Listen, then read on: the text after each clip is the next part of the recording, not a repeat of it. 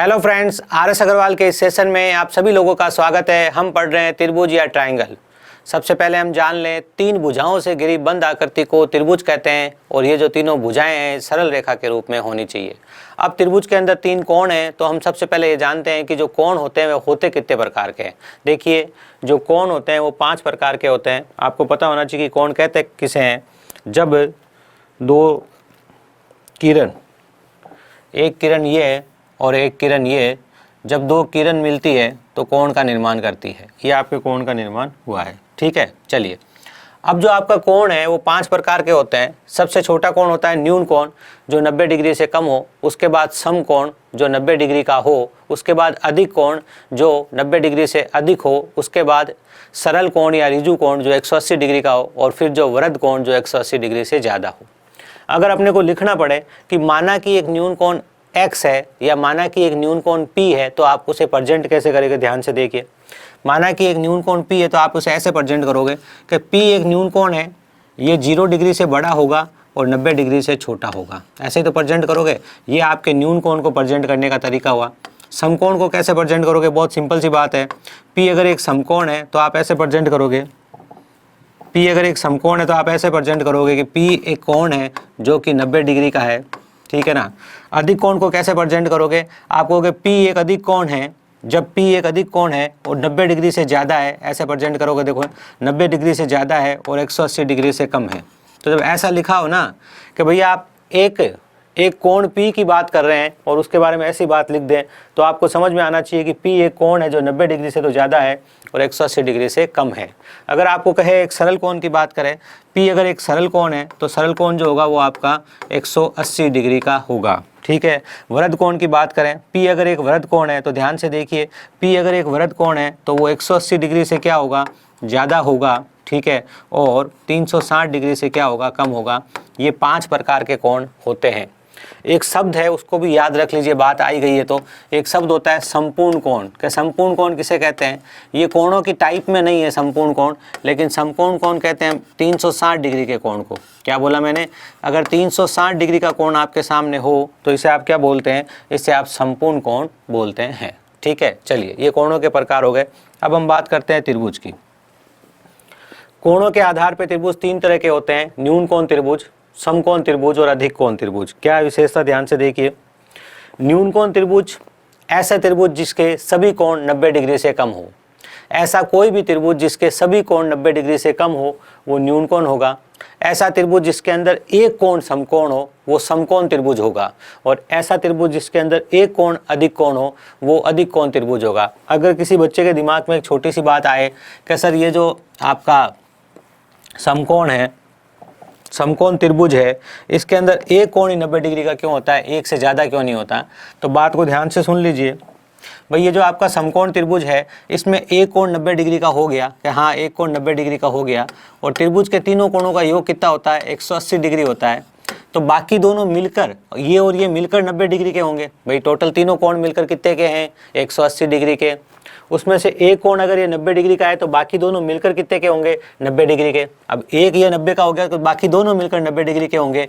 इसका मतलब इसमें एक ही समकोण हो सकता है। सेम टू सेम जब आप अधिक कोण त्रिभुज का निर्माण करते हो तो उसमें एक कोण अधिक कोण हो सकता है, मतलब 90 डिग्री से ज़्यादा हो सकता है। बाकी के दोनों कोण तो न्यून कोण ही होंगे। लेकिन जब आप सिर्फ न्यून कोण त्रिभुज की बात कर रहे हो तो इसके अंदर सभी कोण जो होंगे 90 डिग्री से कम होंगे। अगर हम बात करें भुजाओं के आधार पर त्रिभुज की, तो बात को सुनिए ध्यान से। भुजाओं के आधार पर त्रिभुज 3 तरह के होते हैं। समबाहु त्रिभुज, नाम से पता चल रहा है समान हो जिसकी सभी भुजाएं, ऐसा त्रिभुज। समद्विबाहु त्रिभुज, ऐसा त्रिभुज जिसकी 2 भुजाएं समान हो। और विषम बाहु त्रिभुज, ऐसा त्रिभुज जिसकी सभी भुजाएं अलग अलग माप की हो, उसे विषम बाहु त्रिभुज कहते हैं। ठीक है, बेसिक जानकारी है। आगे बढ़ते हैं, छोटी मोटी चीज़ों को जान लेते हैं ताकि हम अपने चैप्टर की तरफ आ सकें। त्रिभुज का परिमाप, त्रिभुज का परिमाप क्या होगा, परिमाप मतलब चारों तरफ का माप। तो त्रिभुज की तीनों भुजाओं को अगर जोड़ दूंगा, अगर पहली भुजा को ए बोला, दूसरी भुजा को बी बोला और तीसरी भुजा को सी बोला, तो अगर मैं त्रिभुज की तीनों भुजाओं को जोड़ दूं तो मुझे त्रिभुज का परिमाप ज्ञात हो जाएगा। ठीक है, चलिए। त्रिभुज की तीनों भुजाओं की लंबाई ज्ञात करने के लिए हीरोन्स का फॉर्मूला काम में लिया जाता है। देखिए, हीरोन्स का फॉर्मूला काम में लेते हैं। हीरोन नाम के एक व्यक्ति थे जिन्होंने क्या कह रहा हूँ मैं, हीरोन नाम के एक व्यक्ति थे जिन्होंने त्रिभुज का क्षेत्रफल ज्ञात करने के लिए फॉर्मूला दिया था, उसे हम हीरोन्स का फॉर्मूला कहते हैं, पहली बात। दूसरी बात को ध्यान से सुनिएगा, ये यूनिवर्सल है, दुनिया के सभी त्रिभुज पे लगता है। क्या कहा मैंने, अगर आपको तीनों भुजाएं पता हो, जब आपको तीनों भुजाएं पता हो तो सभी त्रिभुज पे अप्लाई होता है हीरोन्स का फॉर्मूला। सभी त्रिभुज, दुनिया में जितने भी त्रिभुज है उन सभी त्रिभुज पे हीरोन्स का फॉर्मूला लगता है त्रिभुज का क्षेत्रफल निकालने के लिए। लेकिन शर्त क्या है, तीनों भुजाएं पता होनी चाहिए। अगर आपको तीनों भुजाएं पता है तो पहले आप अर्ध परिमाप निकालिए। अर्ध परिमाप वर्ड को सुनिए, अर्ध परिमाप, परिमाप का आधा। आप त्रिभुज की तीनों भुजाओं को जोड़ोगे तो परिमाप आ जाएगा। अगर मान लीजिए त्रिभुज की तीन भुजाएं ए, बी और सी है, आपने इन तीनों को जोड़ा, ए प्लस बी प्लस सी और 2 का भाग दिया, तो क्या आएगा, परिमाप का आधा आ जाएगा, जिसे हम अर्ध परिमाप, अंग्रेजी में इसे सेमी पेरीमीटर बोलते हैं, इसलिए इसे आप एस से लिखते हैं। ठीक है, त्रिभुज का क्षेत्रफल निकालने का हीरोन्स का फॉर्मूला क्या है, देखिए एस माइनस क्या, एस माने क्या, एस माने सेमी पेरीमीटर, ब्रैकेट में एस माइनस ए, मतलब एस में से सेमी पेरीमीटर में से पहली भुजा घटाइए, फिर सेमी पेरीमीटर में से दूसरी भुजा घटाइए, फिर सेमी पेरीमीटर मतलब अर्ध परिमाप में से तीसरी भुजा घटाइए। इन तीनों के ये जो आपने 4 आंकड़े लिखे हैं, सेमी पेरीमीटर, पहली भुजा घटाई, दूसरी घटाई और तीसरी घटाई, इनके ऊपर वर्गमूल लगा दीजिए तो आप त्रिभुज का क्षेत्रफल ज्ञात कर लोगे। ये त्रिभुज का क्षेत्रफल ज्ञात करने का हीरोन का दिया हुआ फॉर्मूला है, इसे हीरोन का सूत्र कहते हैं। त्रिभुज के सभी प्रकार के त्रिभुज पे काम आता है अगर तीनों भुजाएं पता हो तो, और अगर तीनों भुजाएं पता नहीं हो तो हीरोन्स का फॉर्मूला सीधा सीधा काम में नहीं आता है। चलिए, अब हमारे सामने एक और बात दे रखी है, पहले इसको भी जान लीजिए। अगर आपके पास त्रिभुज की, देखो, एक भुजा की लंबाई तथा उस भुजा पर सामने वाले शीर्ष बिंदु से डाले गए लंब की लंबाई पता हो, इस बात का मतलब ध्यान से सुनिएगा, बात को सुनिए ध्यान से, मैं क्या कहना चाहता हूँ।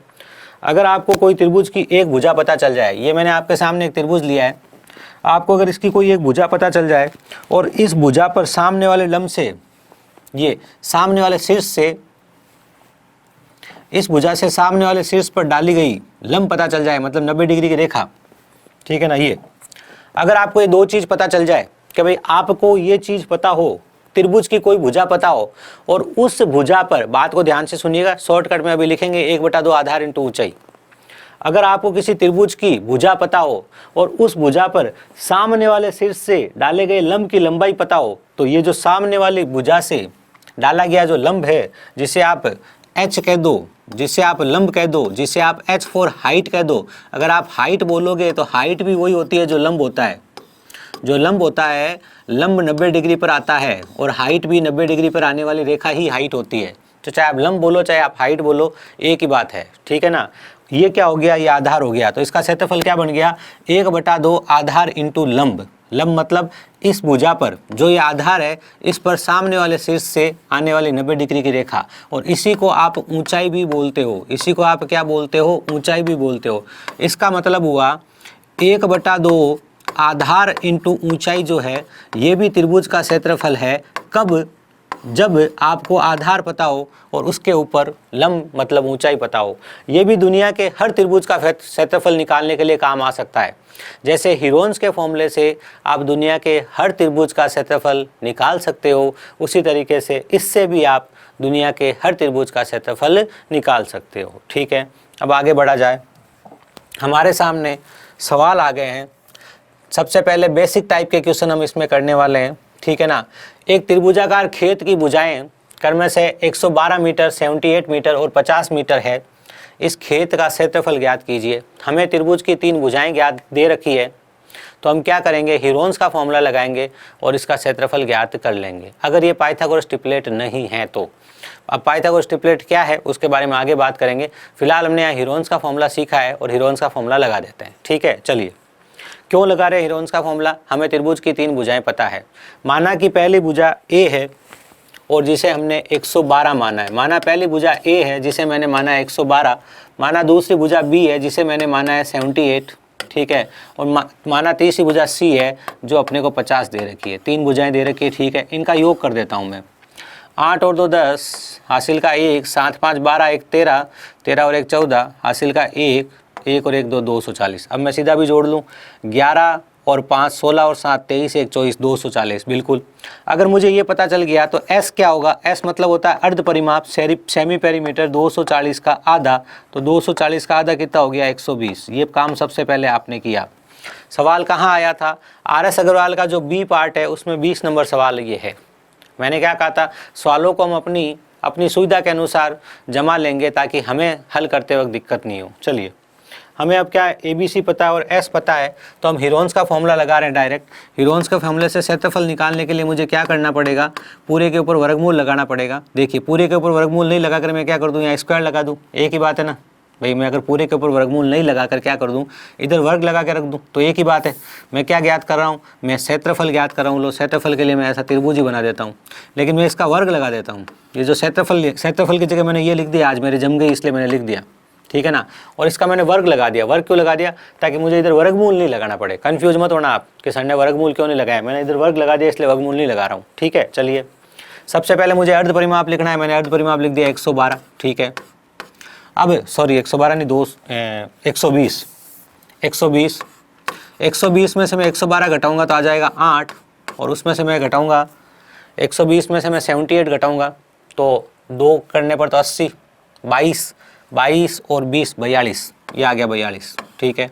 अब इस अर्ध परिमाप में से मैं क्या करूँगा, 50 घटाऊंगा तो 120 में से 50 घटाऊंगा तो आ गया 70। अब मुझे क्या करना है, अब मुझे इसका वर्गमूल निकालना है, इसलिए मुझे टुकड़े करने की जरूरत है। ऐसे टुकड़े करने की कोशिश करो जिससे जोड़े बन जाए, तभी तो वर्गमूल आसानी से निकल जाएगा। तो देखो, ये मैंने आज क्षेत्रफल की जगह ये लिखा है, अभी वर्गमूल का वर्गमूल लिखा हुआ, अब टुकड़े कर रहा हूँ मैं। इसके टुकड़े कर देता हूँ मैं 4 तिया 12, क्या 4 तिया 12, 12 के टुकड़े ये कर देता हूँ। क्यों कर रहा हूँ 4 तिया 12, 10 को तो ऐसे ही पढ़ा रहने दूंगा, क्योंकि मुझे देखो 1 0 यहाँ दिख रहा है, 10 10 का जोड़ा बन जाएगा। जोड़े बनाने तो आते हैं ना भाई, वर्गमूल निकालना है तो जोड़े बनाने पड़ेंगे, इसलिए मैं जोड़े बनाने की कोशिश कर रहा हूँ। इस 12 को मैं लिख देता हूँ 4 × 3, क्या ठीक है सर, बहुत अच्छी बात है। ये 0 को मैंने 10 लिख दिया, पीछे 0 का मतलब 10 है ना। इस 8 को लिख देता हूँ 4 × 2, 8 को क्या लिख देता हूँ 4 × 2, ये भी बहुत अच्छी बात है। 42 को लिख सकता हूँ 6 7 42, और 6 7 42 को देखो क्या लिख रहा हूँ 2 × 3 6 × 7, और आगे क्या पड़ा है मेरे पास 70, 70 को लिख देता हूँ 7 × 10। ये मैंने क्या किया है, ये मैंने सीधे सीधे इनके टुकड़े कर दिए हैं। अब आप कहोगे सर 4 का टुकड़ा करके 2 × 2 क्यों नहीं लिखा, देखो 4 का टुकड़ा करके आप 2 × 2 लिख सकते हो, पहली बात। दूसरी बात, अगर 4 और 4 2 दिख रहे हैं तो 2 4 से मिलकर 1 4 बार निकलेगा। जब आप वर्गमूल करोगे तो टुकड़ा करने की जरूरत नहीं भी पड़े। तो देखिए जरा ध्यान से, अब मैं इसका क्षेत्रफल निकाल रहा हूँ। मुझे इस 4 से देखो राइट लगाता जाऊँ ताकि कन्फ्यूज नहीं हो, इस 4 से और 4 से मुझे 4 मिल गया बार, ठीक है। मुझे इस 3 से और इस 3 से 3 मिल गया बार। अब ये तो पता है ना मैं वर्गमूल कर रहा हूँ, इसलिए वर्गमूल करते हैं तो क्या करते हैं, 2 जोड़े होते हैं उनसे एक संख्या बाहर निकालते हैं। 4 और 4 से 1 4 निकालूंगा, 3 और 3 से 1 3 निकालूंगा, ठीक है। उसके बाद 10 और 10 से मैं क्या करूँगा 1 10 बाहर निकालूंगा। देखो लाइन तो 3 ही लिखी है, मैं तो आपको समझा रहा हूँ इसलिए मुझे इतना बोलना पड़ रहा है। ये काम तो आप वर्बली कर सकते थे, इसलिए मैंने साइड में किया इधर। परीक्षा में इस काम में ज़्यादा समय नहीं लगेगा, आपको ध्यान रखना। परीक्षा में आप डायरेक्ट उड़ाओगे कि देखो 0 0 0 बन रहा है, 1 0 आ गया, ठीक है ना, तो ये तो उत्तर हो नहीं सकता। ऐसे भी पता चलता है ये तो उत्तर हो नहीं सकता, 2 0 तो इसमें आ ही नहीं रहे, 5 दूनी 10 तो कहीं बन ही रहा है। चलिए फिर भी कर लेते हैं पूरा। अब क्या भैया 10 तो चला गया, 4 चला गया, 2 और 2 से 1 2 आ गया बार, ठीक है। फिर 7 और 7 से 1 7 आ गया बार, ठीक है। ये जो बार आ सकते थे वो आ गए। अब इनका गुणा कर लेते, सिंपल सी बात है, ध्यान से देखिए। 4 तिया 12, ठीक है, 4 तिया 12 और 12 दूना 24 और 24 7 168, 24 7 168, 168 के पीछे 0 लग जाएगा तो 1680। ये आपके सवाल का जवाब आ गया है। पहला प्रश्न आपका हल हो चुका है, ठीक है। चलिए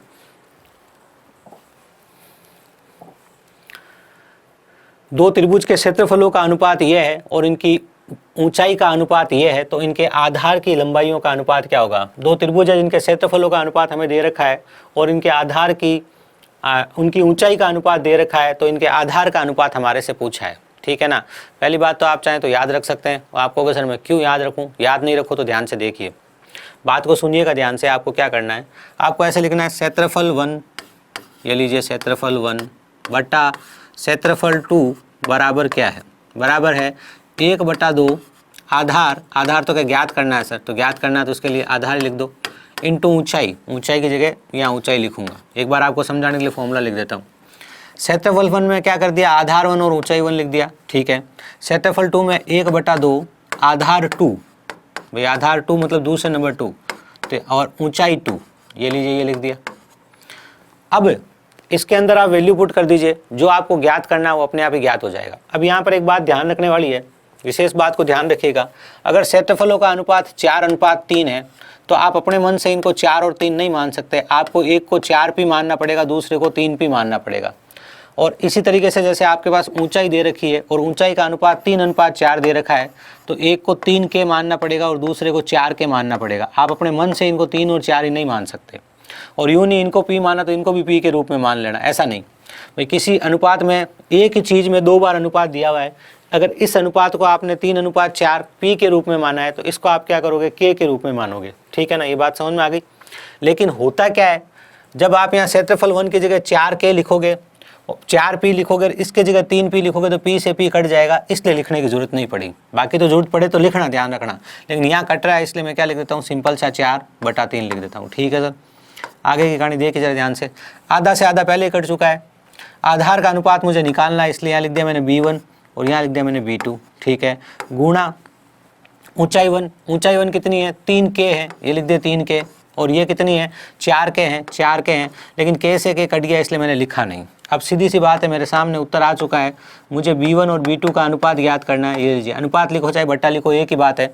तो इनको इस तरफ रखूंगा, बाकियों को उधर ले जाऊंगा, 4 इधर गया, 4 चौक 16, 3 इधर गया 9, तो अनुपात क्या आ गया, 16/9। भाई जो ज्ञात करना है ना, उसको बराबर के एक तरफ रखोगे, बाकियों को उधर ले जाओगे। आपको b1 बेटा b2 ज्ञात करना है, मतलब आपको आधार का अनुपात ज्ञात करना है। तो आप सिंपल सी बात क्या करेंगे, आप सिंपल सी बात ये करेंगे, ध्यान से सुन लीजिए। आप सिंपल सी बात क्या करने वाले, अच्छा परीक्षा में बैठे होते तो आप ये लाइन लिखते और कोई दूसरी लाइन नहीं लिखते और उत्तर आ जाता। इस लाइन के अलावा आप कुछ नहीं लिखते और उत्तर आ जाता कि भाई क्षेत्रफल 4/3, b1/b2 गुणा 3/4, 4 चौक 16, 3 तिया 9। क्यों, जो ज्ञात करना है वो अकेला रहेगा, बाकी उधर चले जाएंगे। 4 ऊपर आ जाएगा, 3 ऊपर नीचे आ जाएगा, 16/9 आपके सवाल का उत्तर आ जाएगा। कंफ्यूज मत हो जाना, 9/16 भी लिखा हुआ है, इसलिए आप ध्यान से चीज़ को हल करना, ठीक है। RS अग्रवाल का 9 नंबर एग्जाम्पल है ये। बात की जाए अगले सवाल की।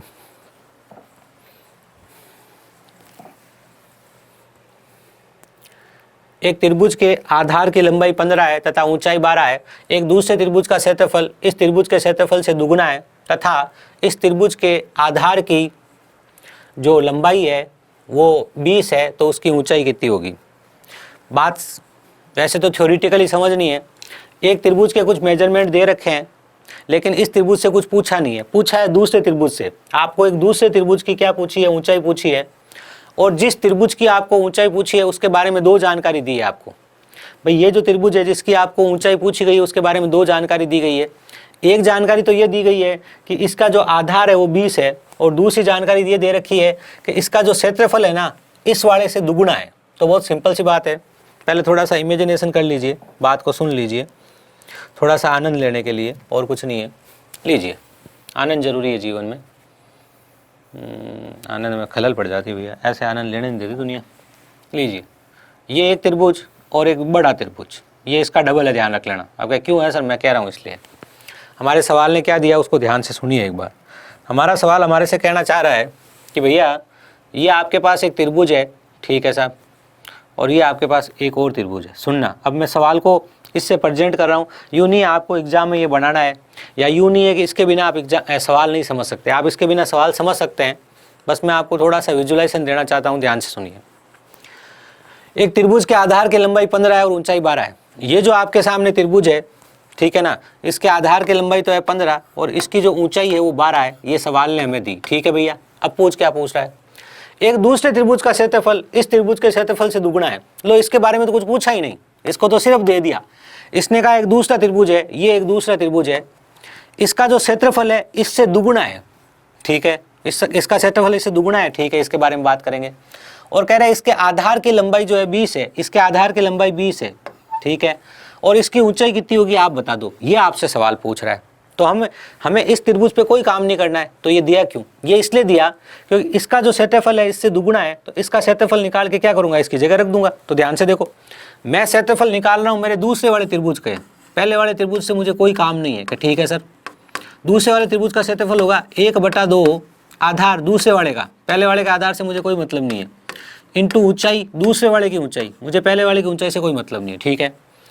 अब मैं ये इसका क्षेत्रफल क्या लिखूं, इसका क्षेत्रफल भी 1/2 आधार इंटू ऊंचाई है, लेकिन इसका क्षेत्रफल निकालूं कैसे? ये कह रहा है इसका क्षेत्रफल क्या करो, इसका क्षेत्रफल निकाल के उसका डबल कर दो, तो इसका क्षेत्रफल निकाल के डबल करके यहाँ लिख दो। तो ध्यान से देखो, 2 इंटू आधार, आधार ठीक है ना, 2 इंटू 1/2 आधार इंटू ऊंचाई, आधार कितना 15 इंटू ऊंचाई ये 12। ये मैंने क्या लिखा समझ में आया क्या? ये मैंने पहले त्रिभुज का क्षेत्रफल लिखा 1/2 आधार इंटू ऊंचाई, इसका क्षेत्रफल लिखा मैंने 1/2 आधार इंटू ऊंचाई, और इसका मैंने क्या कर दिया, देखो यहाँ दुगुना कर दिया, जिससे दूसरे त्रिभुज का क्षेत्रफल आ गया। अब इस दूसरे त्रिभुज के क्षेत्रफल से मुझे पूछा है 1/2 का, भैया इसका आधार तो हम आपको बता रहे हैं 20 और इसकी ऊंचाई आप हमें बता दो। ठीक है भैया बता देंगे, क्या दिक्कत है। लीजिए 1/2 से अपना 1/2 कट गया, पहली बात तो ये 1/2 से ये 1/2 कट गया, 2 से ये 10 बार कट गया, ठीक है ना। अब बचा 15 इंटू 12 180, और 180 से 10, 180 से 10 कटेगा तो 18 आ जाएगा। तो H2 का मान कितना आ गया, H2 का मान 18 आ गया। चेक कर लीजिएगा, 9 भी लिखा हुआ है, कन्फ्यूजन नहीं हो जाए कोई, एक बार चेक कर लेते हैं। इससे ये कट गया, ये आ गया 180, इससे कट गया 10 बार, 180/10 18। तो ये आपके दूसरे त्रिभुज की ऊंचाई है। इस सवाल को करने के लिए आपको परीक्षा में 5 सेकंड से ज़्यादा नहीं लगेंगे, आपको सिर्फ यही लाइन लिखनी थी कि पहले त्रिभुज का क्षेत्रफल 1/2 आधार इंटू ऊंचाई, उसको किया दुगुना, जिससे आ गया दूसरे त्रिभुज का क्षेत्रफल, और दूसरे त्रिभुज के क्षेत्रफल के सामने लिखूंगा 1/2 आधार इंटू ऊंचाई, इसका आधार 20 है और इसकी ऊंचाई कितनी H2 है, जो हमें ज्ञात करनी है। ये हमारे सवाल का जवाब है। बात की जाए अगले सवाल की।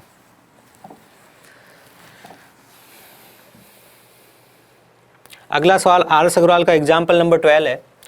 एक त्रिभुजाकार खेत का आधार उसकी ऊंचाई का 3 गुना है। दिया नहीं है कि आधार कितना है, ऊंचाई कितनी है, ठीक है ना, कि भैया आपने तो कुछ दिया ही नहीं, आपने ऐसे ही मजे ले लिए। ठीक है भैया, चलो कोई बात नहीं। अब मैं आपके एंटरटेनमेंट के लिए एक त्रिभुज बना देता हूँ, और जो बहुत ज़रूरी है, उसके बिना जीवन नहीं चल सकता मेरा। ठीक है, चलिए लीजिए।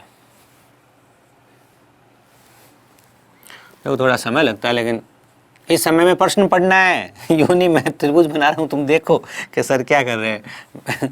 आपको इसको त्रिभुज को नहीं देखना, सवाल पढ़ने के लिए टाइम दिया जाता है ताकि बच्चा सवाल पढ़ ले अच्छे से। लीजिए, हाँ, यदि एक त्रिभुजाकार खेत का आधार इसकी ऊंचाई का 3 गुना है। भाई साहब इसका आधार कहाँ है, ये रहा इसका आधार, ऊंचाई का 3 गुना है, ध्यान रखना। ये जो ऊंचाई है इसका 3 गुना है आधार, तो आधार को तो मान लो 3p और ऊंचाई को मान लो 1p, तभी तो 3 गुना होगा। आपको सर 1 और 3 क्यों मान लो? अरे भाई 1 और 3 हमारे घर का राज थोड़ी है, दो चीज़ों का अनुपात 1:3 है, तो मैं 1 को 1 और 1 को 3 मान सकता हूँ क्या? नहीं, समझा चुका हूँ। 1 को 1p मानना है, दूसरे को 3p मानना है। ये रही कहानी आपके सामने। अब यही कहानी आप परीक्षा में बैठे होते तो डायरेक्ट इमेजिन करते कि भाई आधार 3 गुना है, इसको 3p बोल दूंगा, और ऊंचाई को क्या बोल दूंगा, 1p, फिर आगे बढ़ूंगा, फिर बढ़ो आगे।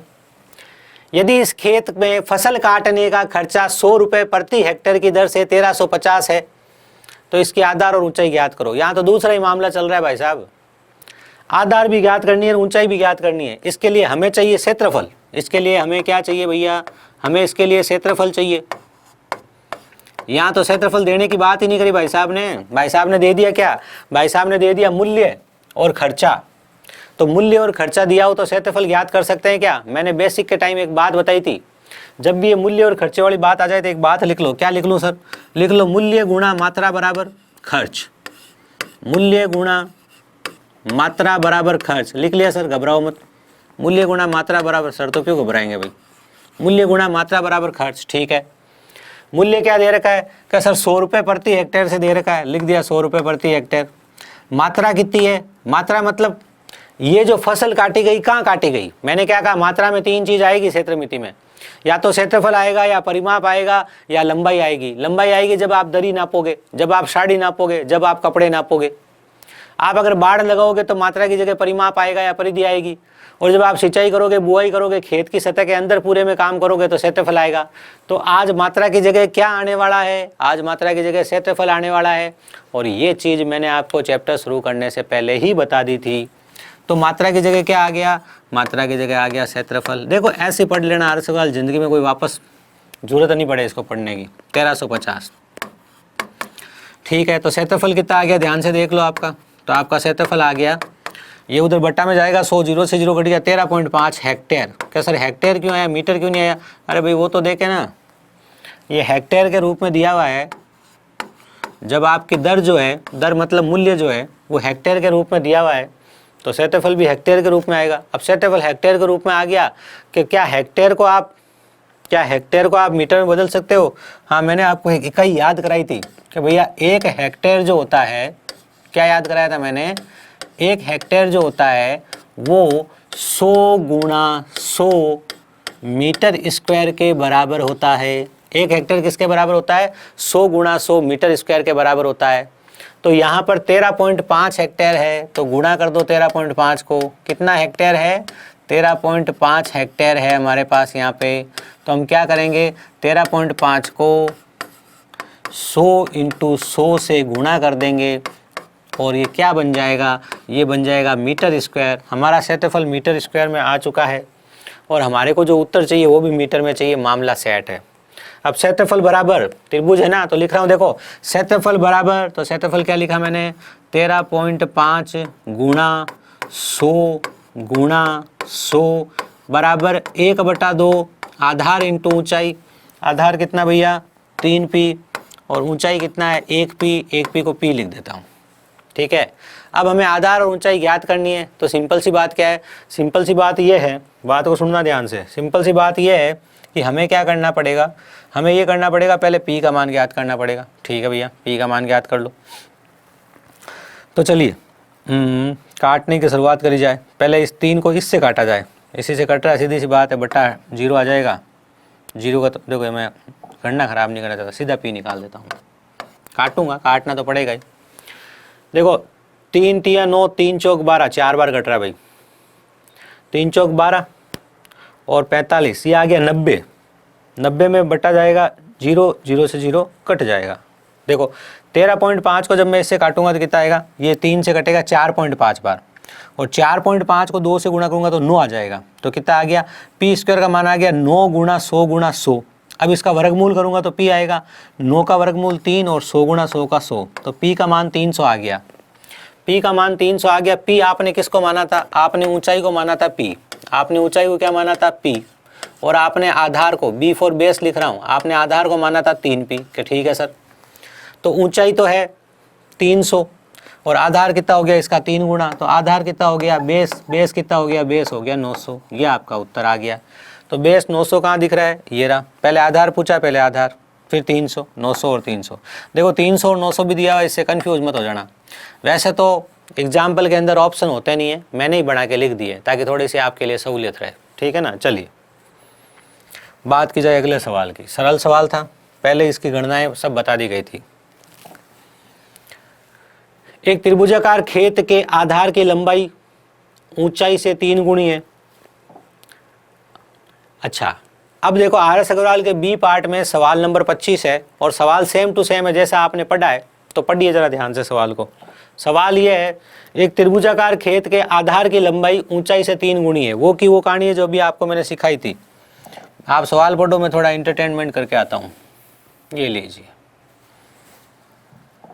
ये लीजिए, ठीक है। आधार की लंबाई ऊंचाई से 3 गुना है, तो आधार को मान लो, आधार 3 गुना है तो इसको मान लिया 3p और ऊंचाई को मान लिया h।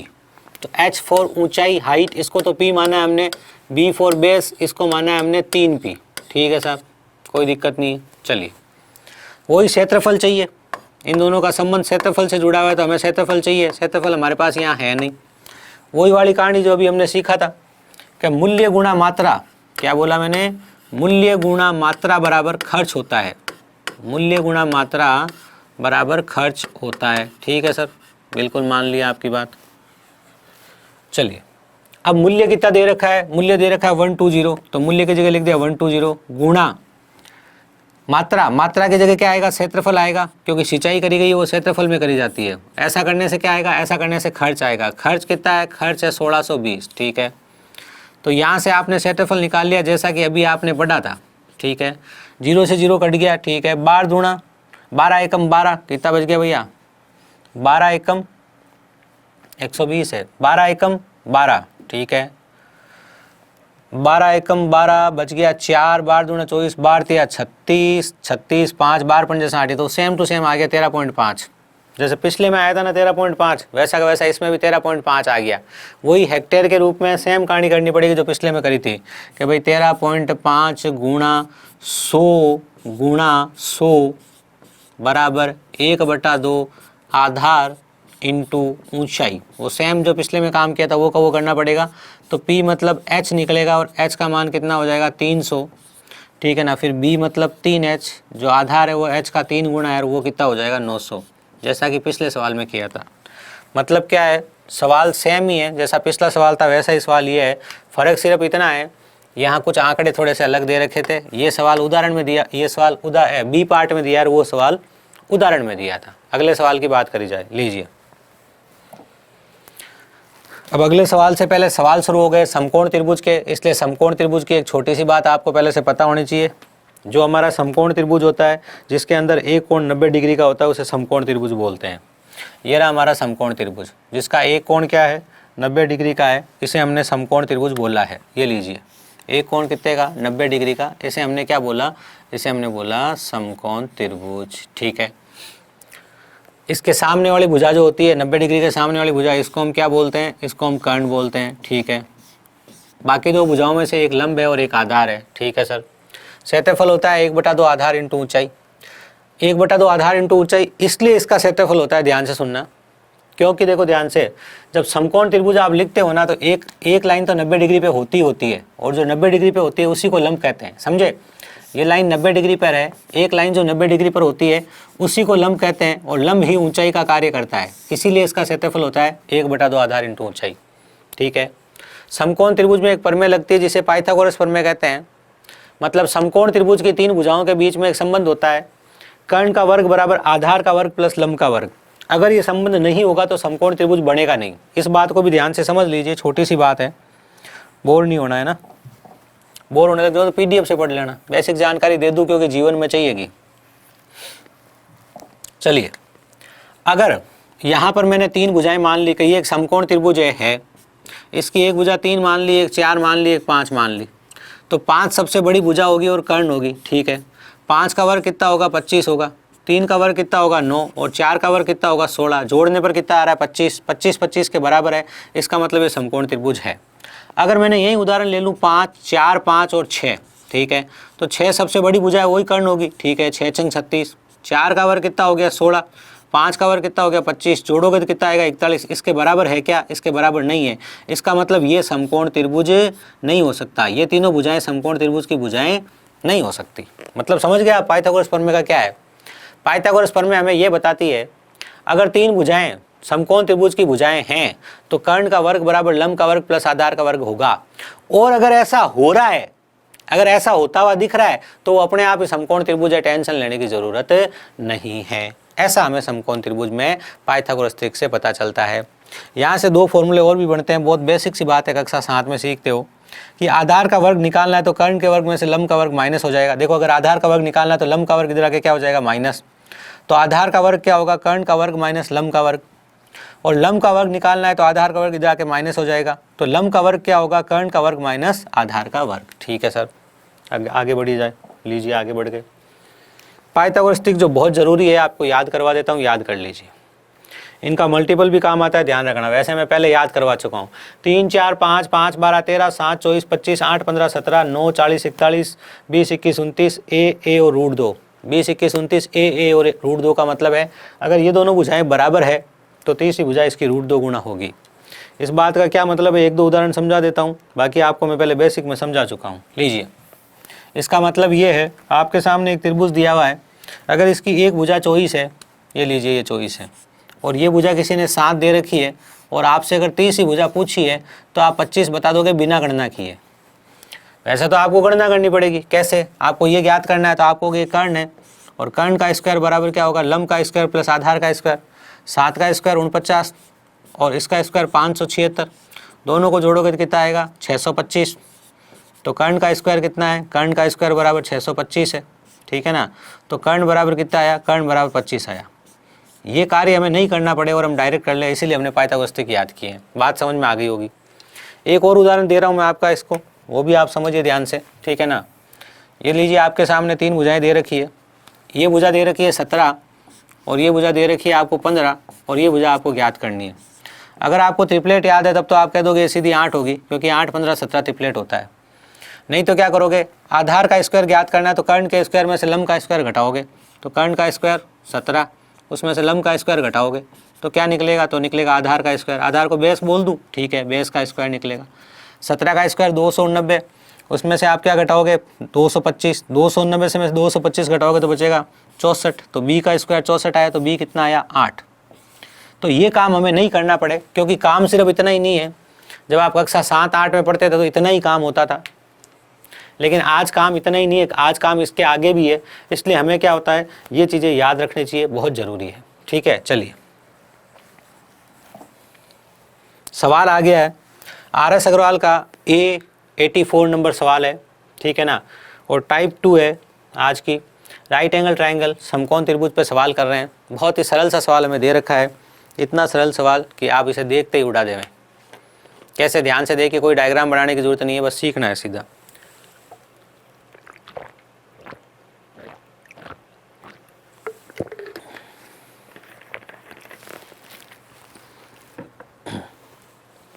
एक त्रिभुज की भुजाएं 3, 4 और 5 है। देखो होता क्या है, आपको भुजाएं देखकर 3, 4, 5 यहाँ बहुत सीधी दे रखी है, ये देखकर आपको पता करना होता है कि क्या ये समकोण त्रिभुज है। क्या सर, हाँ ये समकोण त्रिभुज है। क्या सर, देख के कैसे पता चला। क्या सर, मैंने पाइथागोरस ट्रिपलेट याद किया हुआ है। अगर आपको पाइथागोरस, इस समस्या को खत्म किया जाए, लाल पीले को और सब लाल किया जाए, लीजिए।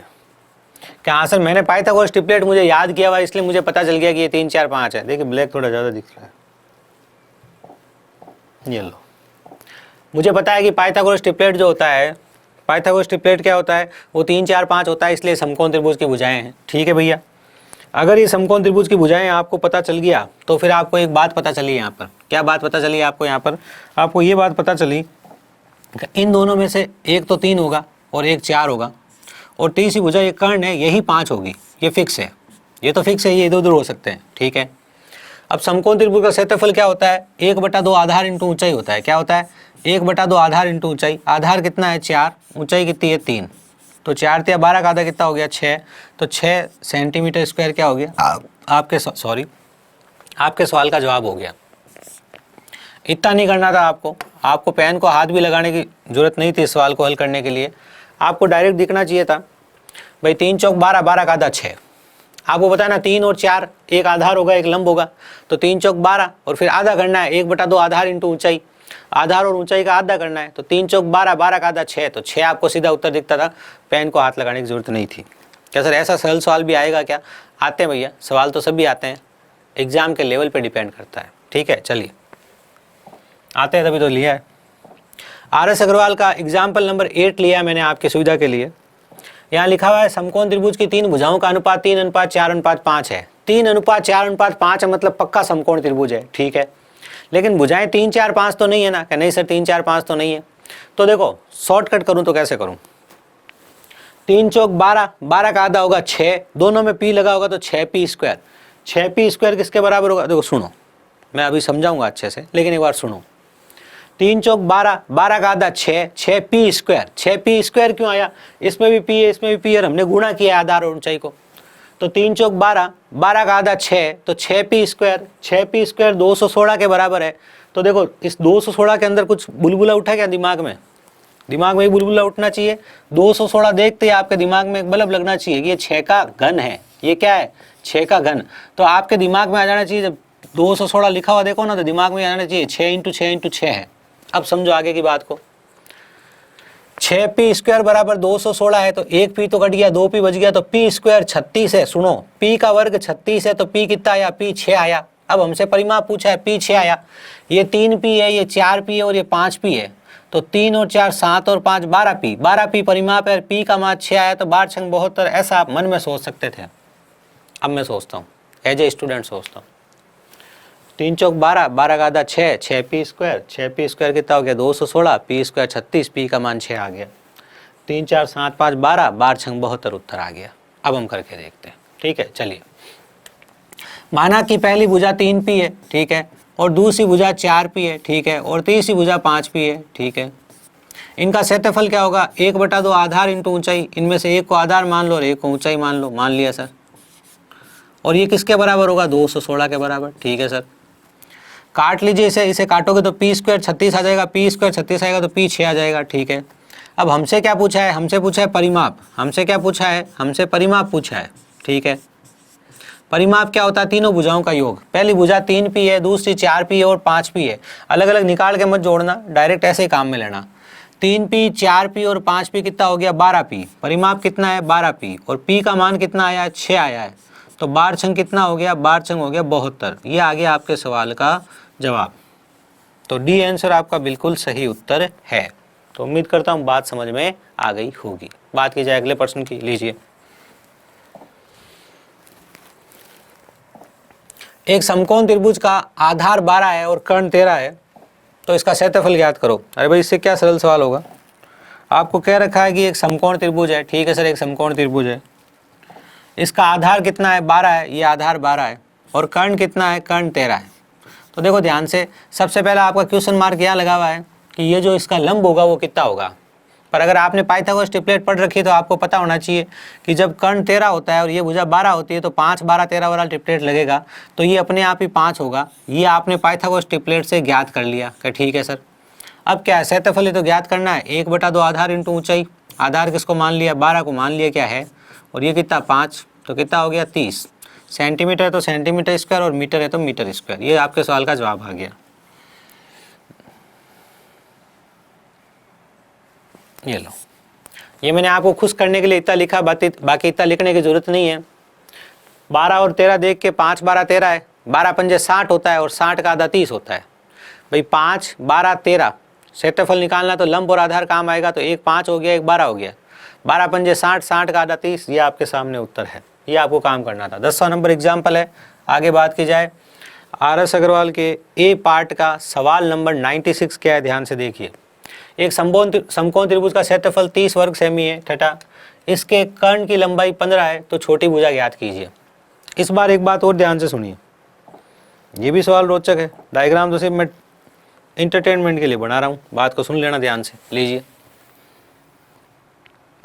ये लीजिए। इस बार ये भुजा 13 दे रखी है भैया, ये भुजा 13 दे रखी है, ठीक है। ये भुजा हमें दी नहीं है, बात ध्यान सुन लेना। ये भुजा भी हमें नहीं दी है, तो हम सीधा सीधा नहीं कह सकते 5, 12, 13 होगी। 2 होगी तब तो सीधा सीधा कह सकते थे। अगर हमारे को 2 भुजाओं में पता होती ना कि ये 13 है, ये 12, जैसे पिछले में तो ये सीधा 5 हो जाएगी, ये 5 है, 13 है तो 12 हो जाएगी, सीधा पता चल जाएगी। लेकिन आज 2 गायब है, क्या भाई 2 गायब है तो है क्या करें। तो अब हमें करना क्या चाहिए, हमें करना यह चाहिए, हमें जो जानकारी दे रखी है उसको लिख लो। लिख लिया, ये 13 है। क्षेत्रफल हमें कितना दे रखा भैया, क्षेत्रफल हमें दे रखा 30। तो चलो मैं मान लेता हूँ कि ये 5 है, क्योंकि मुझे ऐसी आशंका है। इसलिए आशंका क्योंकि 13 देख के मेरे दिमाग में बुलबुला उठा कि 5, 12, 13 होता है, वही तो मामला नहीं है क्या। हमें अब हमने मान लिया ये 5 है, ये 12 है और ये 13 है, ये तो दे रखी थी, हमने इन दोनों को मान लिया। अब मान लिया तो चेक करो, पहले जो सवाल के आंकड़े हैं उसके साथ चेक करो। अगर चेक करने पे मामला सेट हो जाए तो सही हो, आप सही माना आपने। तो बात को ध्यान से सुनो, हमने चेक किया 1/2 आधार 12 हमने माना, इसको 5 माना हमने, तो कितना आया 30 आया। क्षेत्रफल हमने माना उसके आधार पे 30 आ रहा है और सवाल ने जो क्षेत्रफल दिया वो भी क्या है 30 है, मैच कर गया मामला। बात समझे क्या। हमने तो क्या किया, हमने तो 13 कर्ण देख के माना, मन से माना कि यार ये 5, 12, 13 होगा। फिर हमने सवाल के हिसाब से उसे चेक किया कि अगर ये 5, 12, 13 है, हम कह नहीं सकते डेफिनेटली है कि नहीं है। हमने सवाल के हिसाब से चेक किया 1/5, 1/2, 12 × 5 तो आया 30, क्षेत्रफल 30 आया। और सवाल ने भी क्षेत्रफल 30 दे रखा है, इसलिए जो हमने माना वो मामला सेट हो गया। बात समझ में आई क्या। हाँ सर, अब बात समझ में आ गई तो उत्तर निकाल दो। उत्तर निकल गया। फिर 5, 12, 13 इसके अंदर सेट हो चुका है। इसका मतलब 13 क्या है, 13 आंसर है। बल्ब ध्यान रखना, बल्ब ये है कि चेक करे बिना उत्तर मत देना, चेक जरूर करें, ठीक है, चेक करें। अब इस चेक करें का मतलब समझ गए कि नहीं समझ गए, ठीक है। चलिए,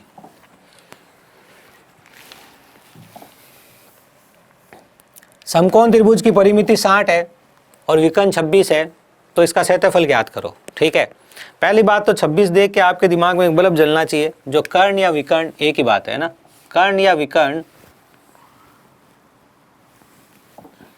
कर्ण या विकर्ण एक ही बात है। और कर्ण आपको कितना दे रखा है, कर्ण 26 दे रखा है। कर्ण 26 देखकर आपके दिमाग में बल्ब जलना चाहिए कि यार कर्ण 26 कहाँ देखा था हमने, ट्रिपलेट याद किए थे उसमें, ट्रिपलेट याद किए थे उसमें तो कर्ण 26 नहीं देखा था। तो कोई ऐसा देखा था क्या जिसका गुणज 26 हो रहा है क्या? हाँ, 5 12 13 देखा था। और 5 12 13 को अगर सोचें तो 13 दूना 26, उसका गुणज क्या हो रहा है, 26 हो रहा है। तो हमें दिमाग में, जिसके दिमाग में ये बल्ब जल गया कि यार 13 का डबल 26 है, 26 देख के उसके दिमाग में आ गया 13 का डबल क्या है, 26 है, मतलब ये 13 का गुणज है। और 13 विकर्ण कहाँ मिला था या 13 कर्ण कहाँ मिला था, 5 12 13 वाले ट्रिपलेट में मिला था। तो माना 5 12 13 सही मामला है, ठीक है, सही नहीं है, अभी इसको सही करना पड़ेगा। 5 12 13 से तो मतलब ही नहीं है, 5 12 13 से तो सोच रहे हैं, इससे सोचना शुरू किया। क्या सोचना शुरू किया कि विकर्ण 26 हो जाए। तो विकर्ण 26 करने के लिए क्या करेगा, इसको 2 से गुणा कर दूंगा तो सर विकर्ण 26 हो जाएगा। तो इसको अकेले को नहीं कर सकते, अपने घर का राज नहीं है, तीनों को करना पड़ेगा। तीनों को कर दो, 5 दूनी 10 सर, 12 दूना 24 सर, 13 दूना 26 सर। ये हमने माना है, अभी तक हमने माना, हमने इमेजिन किया कि ये जो टुकड़े हैं जिसके बारे में हम बात कर रहे हैं वो 10 24 26 है। तो अब माना को पर कन्फर्म कैसे करें, इसको पहले प्रश्न के हिसाब से चेक करें। जो प्रश्न में आंकड़े दे रखे हैं उसके हिसाब से चेक करें, तो चेक कर लेते हैं। प्रश्न कह रहा है परिमाप 60 है। परिमाप मतलब तीनों भुजाओं का माप। परिमाप का मतलब क्या होता है, तीनों भुजाओं का माप। तो तीनों भुजाओं को जोड़ो, 10 24 और 26, तो कितना आ रहा है, 60। इसका मतलब check, it's right, no any doubt. तो नो एनी डाउट, तो एक, अगर आपको कोई डाउट नहीं है, आप इससे सहमत है, हमारा पर्सन सहमत है, इसलिए हमें सहमत होना ही पड़ेगा।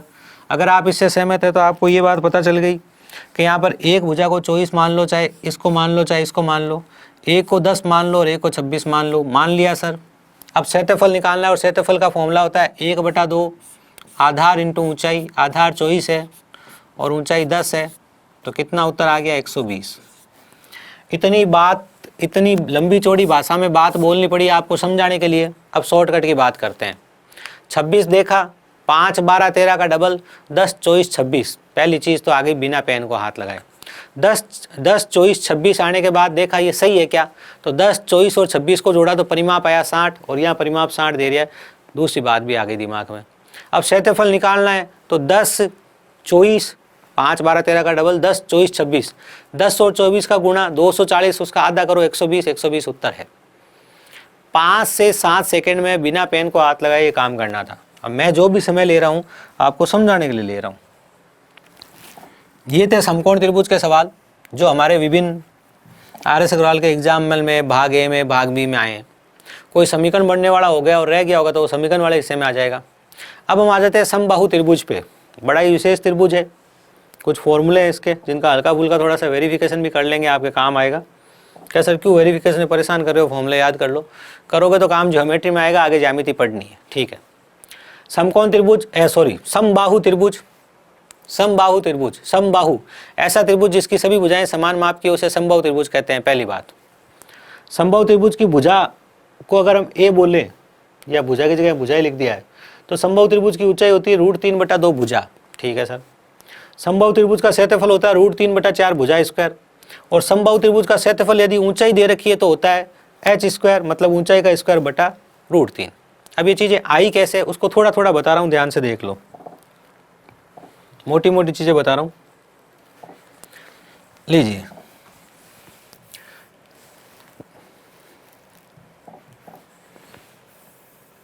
ये पहले मैंने आपके सामने एक समबाहु त्रिभुज बना दिया। अगर ये समबाहु त्रिभुज है जैसा मैंने बनाया है, माना कि ये समबाहु त्रिभुज है, तीनों भुजाएं बराबर मान लेना, तीनों भुजाएं बराबर है, तो हमें क्या ज्ञात करना है वो ध्यान से देखिए। ऊंचाई ज्ञात करनी है सबसे पहले, ऊंचाई थी ना फॉर्मूला में, लीजिए ऊंचाई ज्ञात करते हैं, ये ऊंचाई।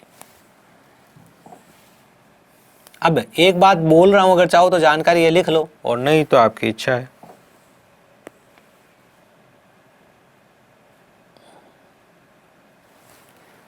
और ये लंब आपने खींचा इसके ऊपर, ठीक है ना, ये इसकी ऊंचाई है जो हमें ज्ञात करनी है कि फॉर्मूला कैसे आया वो ज्ञात कर रहे हैं। उसका ऊंचाई का फॉर्मूला है ना √3/2 भुजा, कैसे आया। भुजा को ए बोल रहा हूँ, चलिए भुजा को ए बोल दिया, ये भुजा को ए बोल दिया, भुजा को ए बोल दिया। ये आएगा लंब, ये a/2 तो इधर हो गया और a/2 इधर हो गया। कैसा लंब है, ठीक है, लंब कब इसको दो भागों में बांटना पड़ा? अगर एक समबाहु त्रिभुज का लंब है ना, बात को ध्यान से सुनना, समबाहु त्रिभुज का चाहे शीर्ष हो, शीर्ष लंब मतलब समबाहु त्रिभुज का चाहे शीर्ष लंब हो, ठीक है, और चाहे समबाहु त्रिभुज का माध्यिका हो, माध्यिका मतलब सामने वाली भुजा को दो भागों में बांटने वाली, इन दोनों का माप समान ही होता है, ये दोनों सेम जगह पर ही होती है। ऐसा सब जगह नहीं होता है, ऐसा समबाहु त्रिभुज में होता है। समबाहु त्रिभुज में आपने यहाँ शीर्ष से लंब डाला है तो वही लंब माध्यिका का काम करेगा, इन दोनों को बराबर दो भागों में बांटेगा। ये ज्यामिति की या ज्योमेट्री की बात है, याद रखना, आगे और सीखेंगे। ऐसा समद्विबाहु त्रिभुज में भी होता है। चलिए ठीक है, अब मुझे अगर इसका h ज्ञात करना है तो इसको ज्ञात कर लीजिए आप पाइथागोरस ट्रिपलेट से। आप सिर्फ इसको बाहर निकाल लीजिए। चलिए, इसको आपने बाहर निकाला, ये आपको ऐसा दिखेगा, ये लीजिए, ये आपको ऐसा दिख रहा है, ठीक है सर। कौन सा? सिर्फ ये वाला भाग। इसमें मुझे h ज्ञात करना है और ये मुझे a दे रखा है और ये मुझे a/2 दे रखा है, ठीक है। h का स्क्वायर क्या होगा? लंब का स्क्वायर बराबर कर्ण का स्क्वायर माइनस आधार का स्क्वायर। कर्ण का स्क्वायर a स्क्वायर माइनस आधार का स्क्वायर, इसका स्क्वायर कीजिए a स्क्वायर बटा 4, ठीक है। इसको आगे बढ़ाइए, 4a स्क्वायर में से a स्क्वायर गया तो 3a स्क्वायर बटा 4, और ये किसके बराबर है? h स्क्वायर के बराबर है। तो h का मान क्या होगा? वर्ग इधर जाके वर्गमूल हो जाएगा, √3 का वर्गमूल √3, a स्क्वायर का वर्गमूल a और 4 का वर्गमूल 2। तो ये आ गया आपका h √3/2 भुजा। तो अभी आपने सीखा था कि जो आपका समबाहु त्रिभुज होता है उसकी जो ऊंचाई है, उसका जो लंब है वो √3/2 भुजा होता है। अब आप इस बात को याद रख सकते हैं, ठीक है सर। चलिए, इस संबंध से अगर आपको ऊंचाई दे रखी है तो आप भुजा भी ज्ञात कर सकते हो, पहली बात। अब एक दूसरी बात और थी कि आप इसका जो क्षेत्रफल है वो √3/2 भुजा स्क्वायर कैसे आया वो भी आप समझ सकते हैं। नहीं, क्षेत्रफल कैसे आया वो तो आप इसको अगर a और a मानोगे, कैसे आया क्षेत्रफल, चलो मान लो। वैसे तो ज्योमेट्री की बात है लेकिन बात मेरे जबान पे आ गई तो बता देता हूँ, नहीं आपको सर ने बताई नहीं। लीजिए, ये भुजा a है, ये भुजा a है और ये भुजा a, तीनों भुजाएं दे रखी हो तो जो क्षेत्रफल होता है वो होता है √3/4 भुजा स्क्वायर। किसका?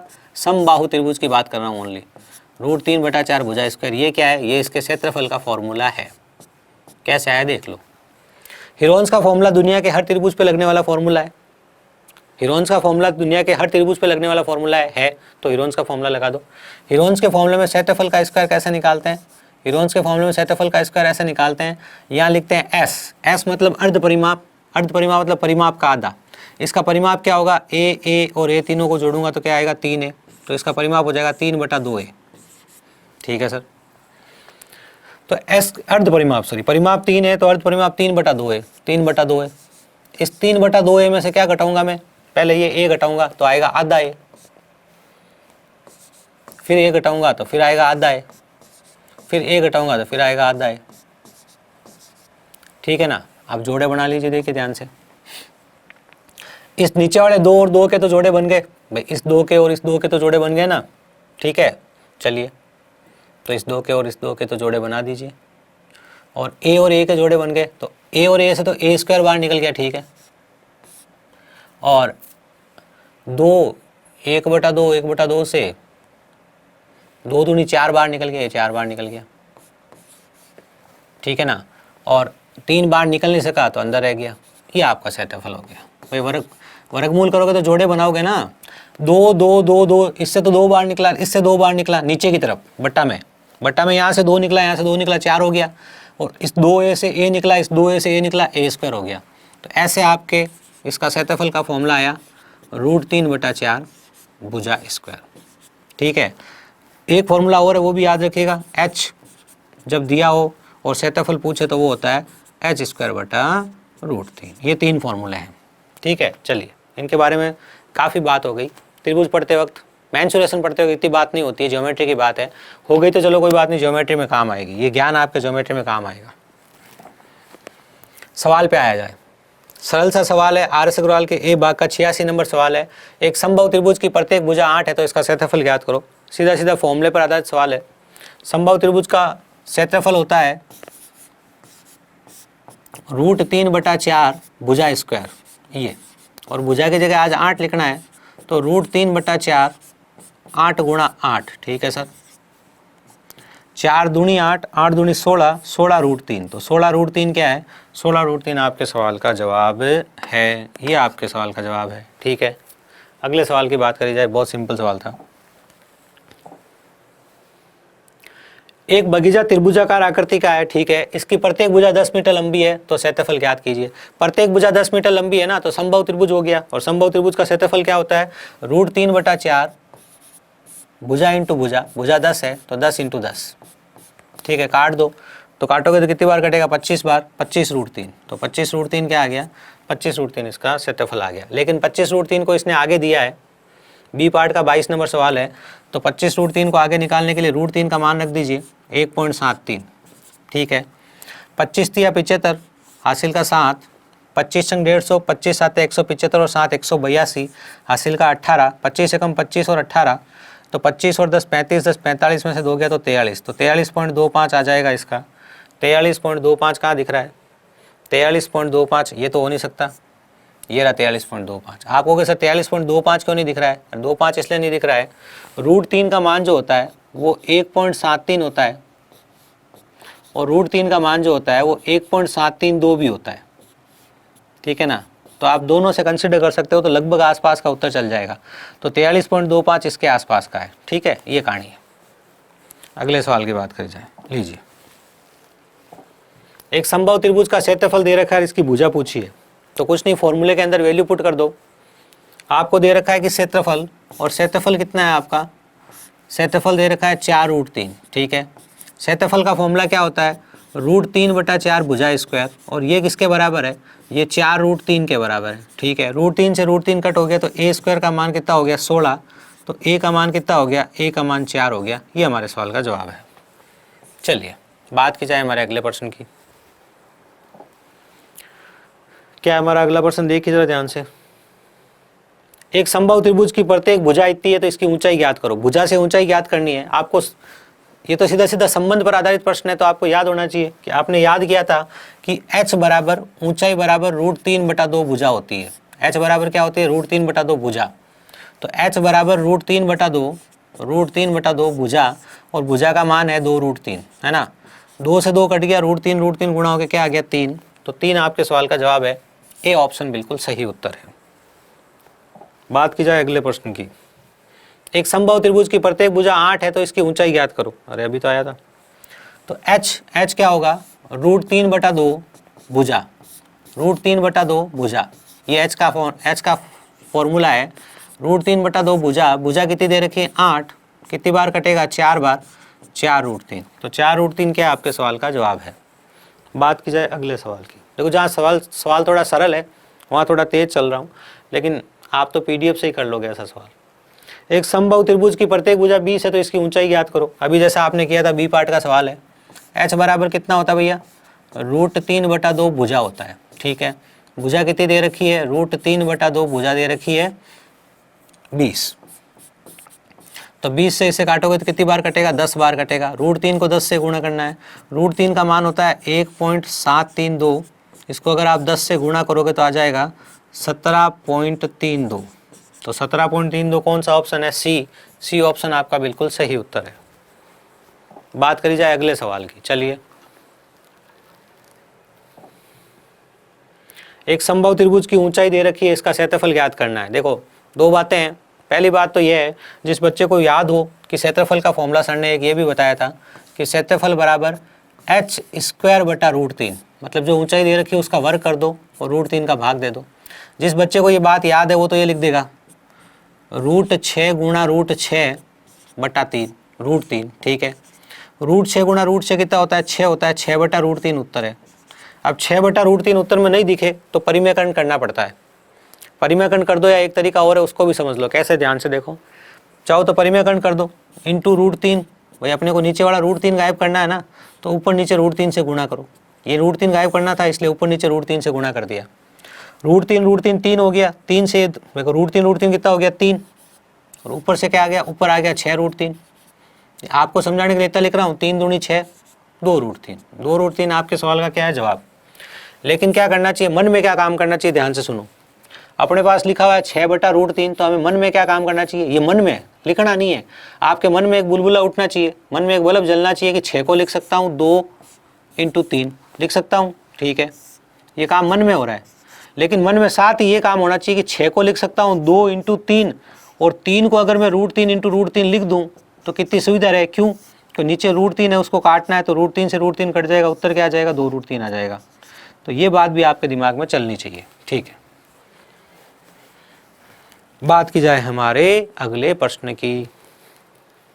देखिए, आप जो पढ़ रहे हो बहुत अच्छे पढ़ रहे हो, बहुत शानदार पढ़ रहे हो, तो इसे प्रमोट कीजिए, अपने मित्रों को भी बताइए और वो भी इस बैच में जुड़े। ठीक है ना। चलिए, एक समबाहु त्रिभुज की माध्यिका की लंबाई x हो तो त्रिभुज का क्षेत्रफल ज्ञात कीजिए। अब एक विशेष बात बता दूं, ऐसा सब जगह नहीं होता, लेकिन सिर्फ हमारे समबाहु त्रिभुज में। पहली बात तो समबाहु में, समद्विबाहु में होता है ऐसा, लेकिन फिलहाल समबाहु में होता है, तो समबाहु में सुन लो। समबाहु में जो लंब है शीर्ष लंब, जिसको आप लंब कहते हो, काम में लेते हो, तब जो शीर्ष लंब है जो 90 डिग्री पे आता है वही माध्यिका का काम करता है। सब में नहीं करता है ऐसा सब जगह नहीं होता है, लेकिन समबाहु त्रिभुज में होता है, समद्विबाहु त्रिभुज में होता है। मैं ये कहना चाहता हूँ भैया, अगर आपके पास जो त्रिभुज है वो अगर समबाहु त्रिभुज है, और मैं इस समबाहु मतलब तीनों भुजाएं बराबर है, मैं आपको कहूँ कि आप इसमें लंब का निर्माण करो। लंब मतलब शीर्ष लंब, मतलब इस शीर्ष से 90 डिग्री पे आने वाली लाइन, तो आप ये लाइन बनाओगे। ठीक है सर,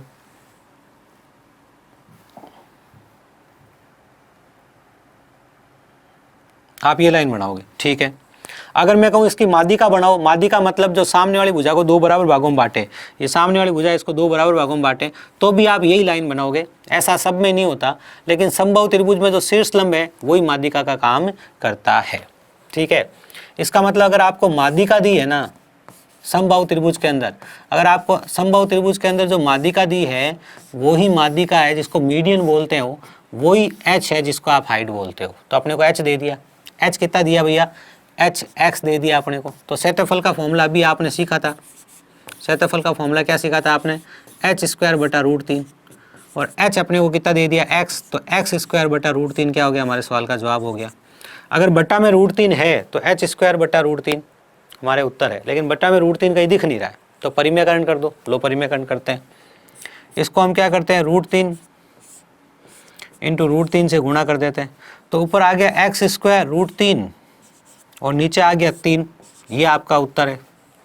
आप कहोगे सर ये उत्तर दिख रहा है क्या, हाँ ये उत्तर दिख रहा है ना, देखो नीचे 3 होना चाहिए, नीचे 3 है इसमें, ऊपर √3 होना चाहिए और x² गुणा में होना चाहिए, बिल्कुल होना चाहिए। तो ये आपके सवाल का आंसर आ चुका है, बड़ी सरलता से आ गया एक ही लाइन में, जब आपको ये चीज़ पता थी। अगर आपको ये फॉर्मूला याद है, इस सूत्र को आप याद रखिएगा, बड़े सिंपल सूत्र है और काम आता है बार बार। और अब अगर आप RS अग्रवाल जैसी गाइड कर रहे हो तो ऐसे छोटी छोटी चीज़ें तो आपको याद होनी चाहिए। बाकी मैंने आपको बताया है कि ऊंचाई आती कैसे है भुजा से। लीजिए हमारा अगला सवाल, 6 भुजा वाले एक समबाहु त्रिभुज के कोणों को काटकर समछठभुज बनाया गया है, तो समछठभुज का क्षेत्रफल बताओ। ये हमारा सवाल है। चलिए, यहाँ समछठभुज तो मुझे मिलने से रहा, 1 2 3 4 5 भुज है, छठभुज नहीं है।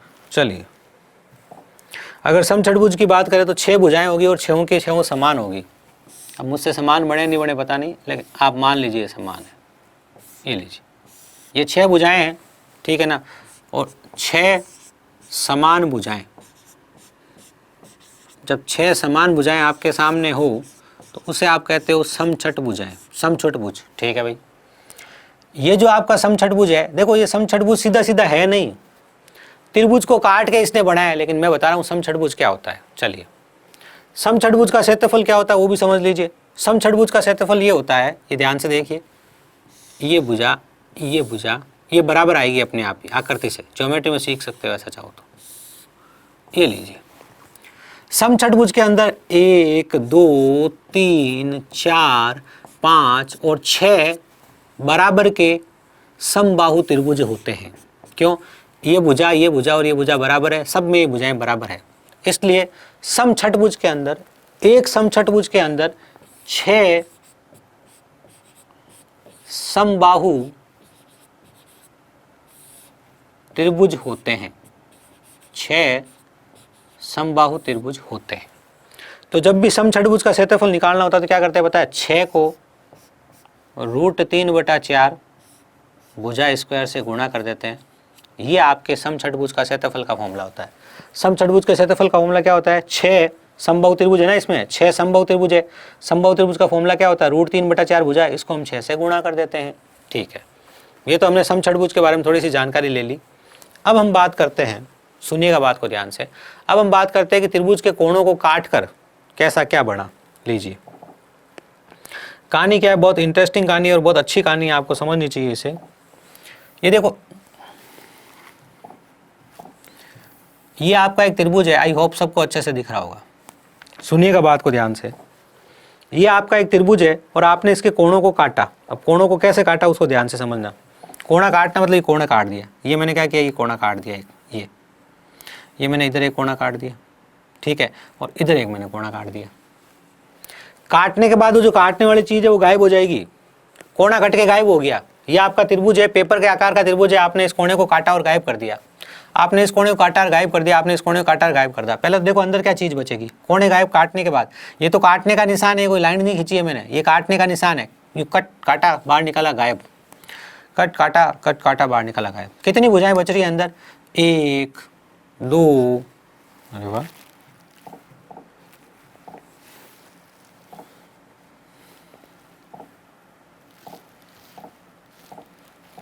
कितनी भुजाएं बच रही है अंदर? 1 2 3 4 5 और 6 भुजाएं बन रही है अंदर। पहली बात तो ये कि ठीक है सर, पहली बात समझ में आ गई। तीनों कोणों को अगर आप काट दोगे इस तरीके से, कैसे? ये कोणा उड़ा दिया आपने, ये कोणा उड़ा दिया, ये कोणा उड़ा दिया। अब ये कोणा नहीं दिख रहा है, ये साथ में ये लाइन नहीं दिख रही, उड़ाने की लाइन थी ये, तो ठीक है। अब अगर ये समचतुर्भुज बनाना है आपको, तो ये भुजा, ये भुजा, ये भुजा, ये भुजा, ये भुजा, ये भुजा, सब भुजाएं बराबर होनी चाहिए। तो अगर समचतुर्भुज बनाना है तो आपको काटते वक्त ये ध्यान रखना पड़ेगा। बात सुनना, काटते वक्त क्या ध्यान रखना पड़ेगा? जब आपने कोणों को काटा तब काटते वक्त ये ध्यान रखना पड़ेगा, ये और ये तीनों बराबर होने चाहिए, तभी क्या बनेगा? तभी आपका समचतुर्भुज बनेगा, ठीक है ना। इधर भी सेम चीज़, जब आप काटते वक्त ध्यान रखोगे ये और ये तीनों लाइनें क्या होनी चाहिए? बराबर होनी चाहिए। ये कट गई है, लेकिन काटते वक्त ध्यान रखना पड़ेगा, ये और ये बराबर होनी चाहिए।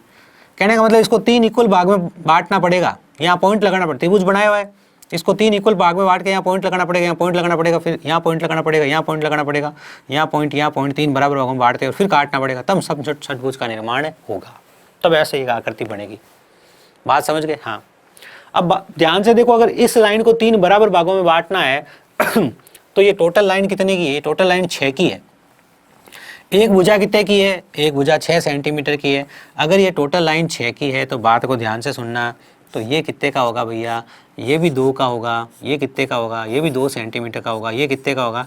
ये भी 2 सेंटीमीटर का होगा। तभी तो ये बराबर की होगी।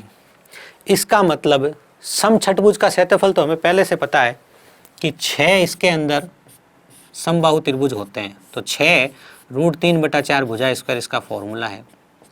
यहाँ से हमें भुजा पता चल गई कि हमारा जो छठभुज है इसकी भुजा कितनी है? इसकी भुजा 2 है। त्रिभुज की भुजा 6 थी, जब हमने कट मारा तो ये इस लाइन पे तीन भागों में बंटनी चाहिए और तीनों भाग बराबर होने चाहिए। तो टोटल 6 है, तो 2 ये होगा, 2 ये होगा और 2 ये होगा। तो हमें यहाँ से ये पता चला कि जो हमारा समछठभुज है उसकी प्रत्येक भुजा 2 नाप की है, मतलब 2 सेंटीमीटर तो सेंटीमीटर की है। तो 6 × √3/4 इंटू भुजा स्क्वायर, भुजा 2 है तो 2 दूनी कितना हो गया? 4, 4 से 4 कट हो गया तो हमारा उत्तर क्या आ गया? 6√3 हमारे सवाल का जवाब आ चुका है। तो सी आंसर बिल्कुल सही उत्तर है।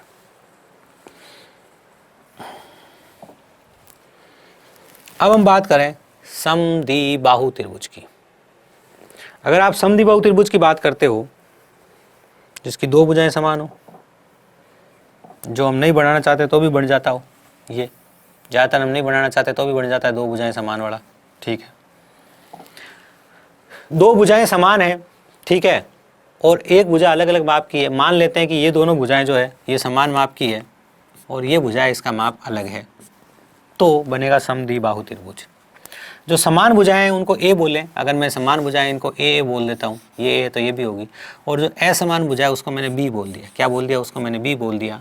तो समबाहु त्रिभुज का क्षेत्रफल होगा b/4। बी क्या है? असमान भुजा की लंबाई, और b/4 गुणा वर्गमूल में 4a² - b²।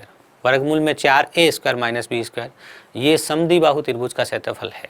किसका क्षेत्रफल है? ये समद्विबाहु त्रिभुज का क्षेत्रफल है। अगर आपको इस चीज़ को परीक्षा में भूल जाते हो ये फॉर्मूला, तो भी आप काम कर सकते हो। कैसे, मैं उदाहरण लेके समझा दूंगा। फिलहाल ये फॉर्मूला आपको याद रहना चाहिए, ठीक है ना। देखो एक बात समझाऊँ आपको, आप RS अग्रवाल जैसी गाइड या कर रहे हो तब तो आपको याद रखना ही है। और अगर आप बेसिक एग्जाम की तैयारी कर रहे हो और ये भूल जाते हो तो आप हीरोन्स के फॉर्मूले से कर लेना। आपको तीनों भुजाएं पता है, काम हो जाएगा। आप क्या करना, हीरोन्स के फॉर्मूले से कर लेना, हो जाएगा। ये मैंने बता दिया आपको, ठीक है। नहीं तो आप याद रख लीजिए, ठीक है सर। सवाल आपके सामने आ चुका है, थोड़ा सा दिमाग आप लगा दीजिए, ठीक है। सवाल आ गया है RS अग्रवाल के ए पार्ट का, सवाल नंबर 56 है। आपको दिमाग लगाना है थोड़ा सा इसके ऊपर, ठीक है।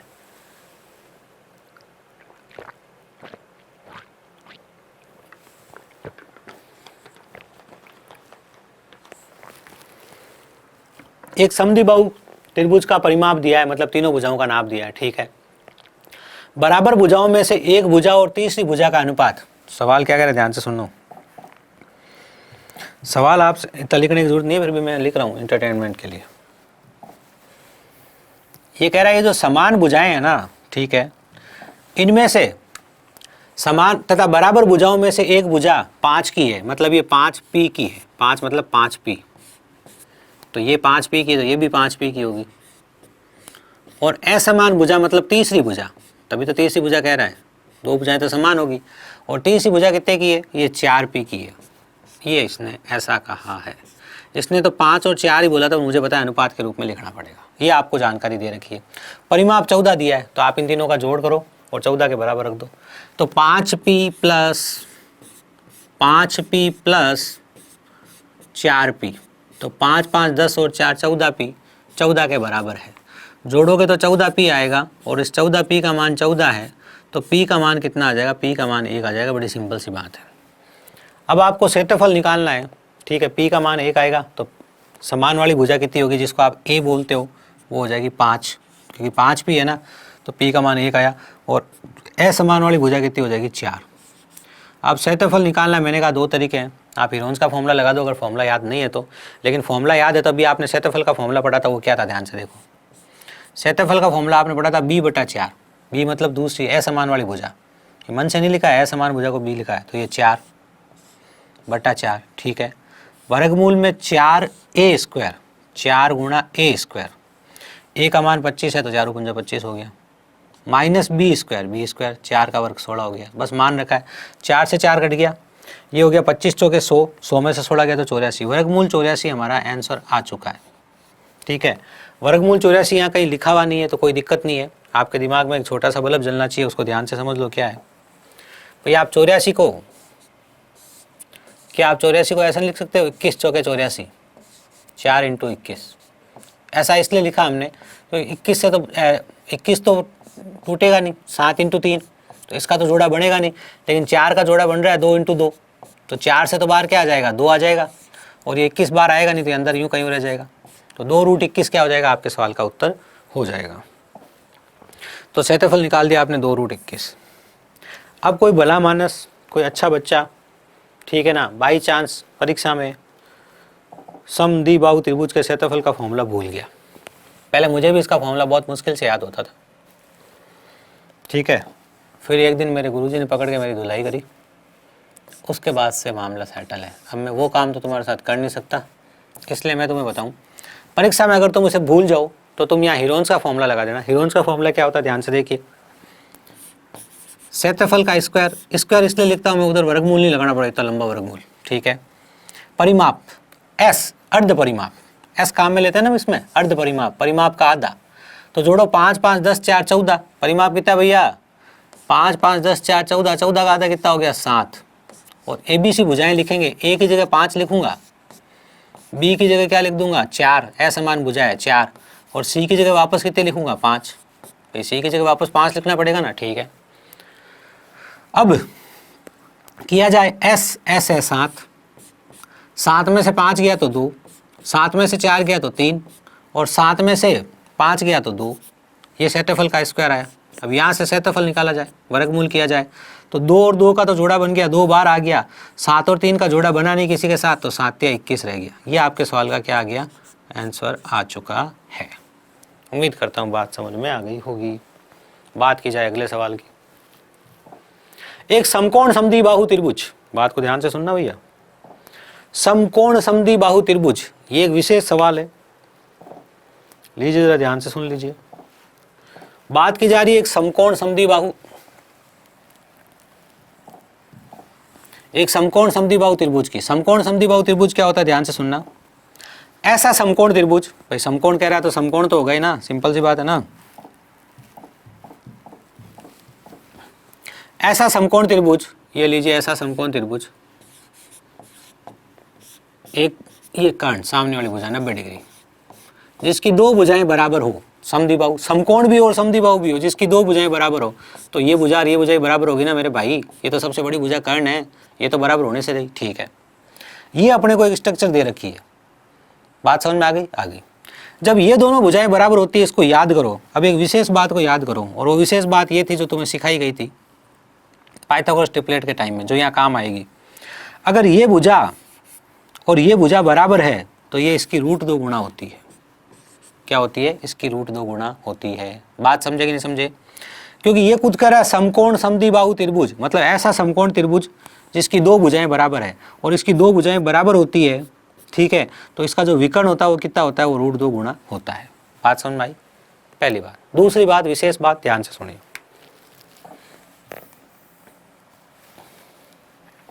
अगर कोई कहता है सर ये 5 है और ये भी 5 है, क्योंकि समकोण समद्विबाहु त्रिभुज है, तो ये 5 √2 होगी। एक सिंपल सी बात है कि नहीं है भाई, एक सिंपल सी बात है कि नहीं है, कि अगर ये 5 है और ये 5 है तो ये 5 √2 होगी। यहाँ कहना ये चाहता हूँ, बात को ध्यान से सुन लेना, बात को सुनना। ये जो भुजा है कर्ण, इससे तो बड़ी होगी और इसकी √2 गुना होगी।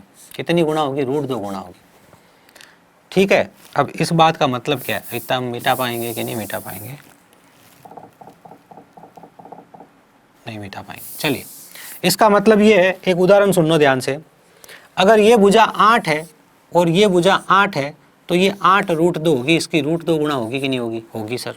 ठीक है, चलिए आगे एक उदाहरण समझिए।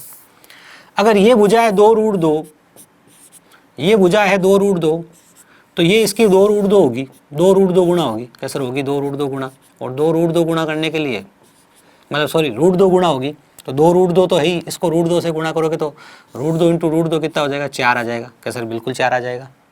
आएगा कि नहीं आएगा, इस बात को ध्यान से समझना। ये √2 है, ये √2 है, कर्ण इसका √2 गुना होगा। हमने ऐसा सीखा था कि जब ये a होती है, ये a होती है, तो ये √2 होती है, a √2 होती है, मतलब ये इसकी √2 गुना होती है। क्या सर, ये बात समझ में आ गई मुझे? अगर ये 2 √2 है तो इसको √2 से गुणा कर दो तो ये आ गई है। ये 2 √2 है तो ये 4 है। अब बात को ध्यान से सुनना, आज मैं आपको उल्टा लेके लाना चाहता हूँ। कैसे? ये मेरे को दे दी 4, अब मैंने आपसे ये दोनों पूछ ली और ये दोनों बराबर है, बराबर है तभी ऐसा हो रहा है, नहीं तो ऐसा होता नहीं। आपको पता है ना, इसको अगर आप √2 से गुणा करते हो तो ये वाली भुजा आती है, क्योंकि बड़ी भुजा में जाने के लिए गुणा करना पड़ेगा। लेकिन अगर आपको इससे ये भुजा लानी है तो आपको √2 का भाग देना पड़ेगा, सिंपल सी बात है। सुन लीजिए, अगर आपको इस भुजा से इस भुजा पे जाना हो और आपको √2 का गुणा करना पड़ता है, क्योंकि ये बड़ी भुजा है, तो संबंध अगर वही है, ये दोनों भुजाएं बराबर है, और अगर आपको इस भुजा से इस भुजा पे आना है तो आपको √2 का क्या करना पड़ेगा, √2 का भाग देना पड़ेगा। सिंपल सी बात है। कैसे? अब देखिए जरा सुनिए ध्यान से। अगर ये भुजा 4 है तो ये भुजा कितनी होगी, 4 में √2 का भाग दे दो, ये भुजा 4 √2 होगी। आगे हल कर लो, वो एक अलग बात है। आगे हल कैसे कर लो, 4 को, इस 4 को क्या लिख सकते हो, 2 × 2, और 2 को क्या लिख सकते हो, √2 × √2। उसमें आपने क्या किया, √2 का भाग दिया, √2 से √2 कर दिया, भुजा कितनी आ गई, 2 √2। ये बात समझ में आई? हाँ। देखो, जब समकोण समद्विबाहु त्रिभुज हो, मतलब ये दोनों भुजाएं समान हो, तो ये भुजा इसकी √2 गुना होती है। तो इस भुजा से अगर ये भुजा निकालनी है तो √2 से गुणा करना पड़ेगा, और इस भुजा से जब ये भुजा निकालनी है तो √2 का भाग देना पड़ेगा। सिंपल सी बात ये है। चलिए ठीक है। अगर कोई कहे ये भी नहीं समझ में आया तो दूसरा तरीका बता दूंगा वैसे, लेकिन उसका कोई मतलब नहीं बनता है। अब ये अपने को 5 दे रखा है, ये क्या दे रखा है, 5, और ये समकोण समद्विबाहु, मतलब ये दोनों भुजाएं बराबर है, तो इससे ये निकालने के लिए √2 का भाग देना पड़ेगा, तो ये हो जाएगी 5 √2। ठीक है, और 5/√2, तो ये भी हो जाएगी 5/√2। दोनों भुजाएं पता चल गई। हमें क्षेत्रफल ज्ञात करना होता है। क्षेत्रफल होता है 1/2 आधार इंटू ऊंचाई। 1/2 आधार, आधार क्या है 5/√2 इंटू ऊंचाई, ऊंचाई क्या है 5/√2। √2 इंटू √2 कितना हो गया, 2 2 दूनी 4, तो 25/4। 25/4 कितना हो गया, 6.25, 6.25। तो आपका क्षेत्रफल आ गया 6.25 सेंटीमीटर स्क्वायर। ठीक है, चलिए कोई अगर किसी को इसमें भी हल्का सा डाउट हो ना तो ये सुन लो भाई, मैं डाउट नहीं छोड़ना चाहता, बस कहानी ये है। क्या सर है डाउट? है डाउट तो सुनो। कोण समद्वि बाहु त्रिभुज, मतलब ये ए होगा, ये ए होगा और ये a√2 होगा। कैसा? ठीक है। तो a√2 आपको जो दे रखा है वो किसके बराबर दे रखा है, 5 का दे रखा है सवाल ने, ऐसा आपको प्रश्न ने दिया। ठीक है सर, तो a का मान कितना होगा, a का मान 5/√2 होगा। लो बस, a का मान 5/√2 होगा तो क्षेत्रफल निकालना है, मतलब a², वो क्या होगा 5/√2 का 5/√2 से गुणा कर दो, 5 25/4, जो ही वही तो उत्तर आया था। ऐसे भी आप कर सकते हो। ठीक है, चलिए अगले सवाल की बात की जाए। एक समद्विबाहु त्रिभुज की दो भुजाओं की लंबाई क्रम से 7 और 15 है। ठीक है, इस त्रिभुज की परिमिति कितनी होगी? दो भुजाएं बता दी, एक 7 बता दी, एक 15 बता दी। अब ये नहीं बताया तीसरी भुजा कितनी है। होगी तो इन दोनों में से किसी एक के बराबर। क्यों? क्योंकि समद्विबाहु त्रिभुज है ना, तो दो भुजाएं तो बराबर होनी जरूरी है। अब यहाँ पर दो स्थिति बनती है हमारे सामने, ध्यान से देखिए जरा।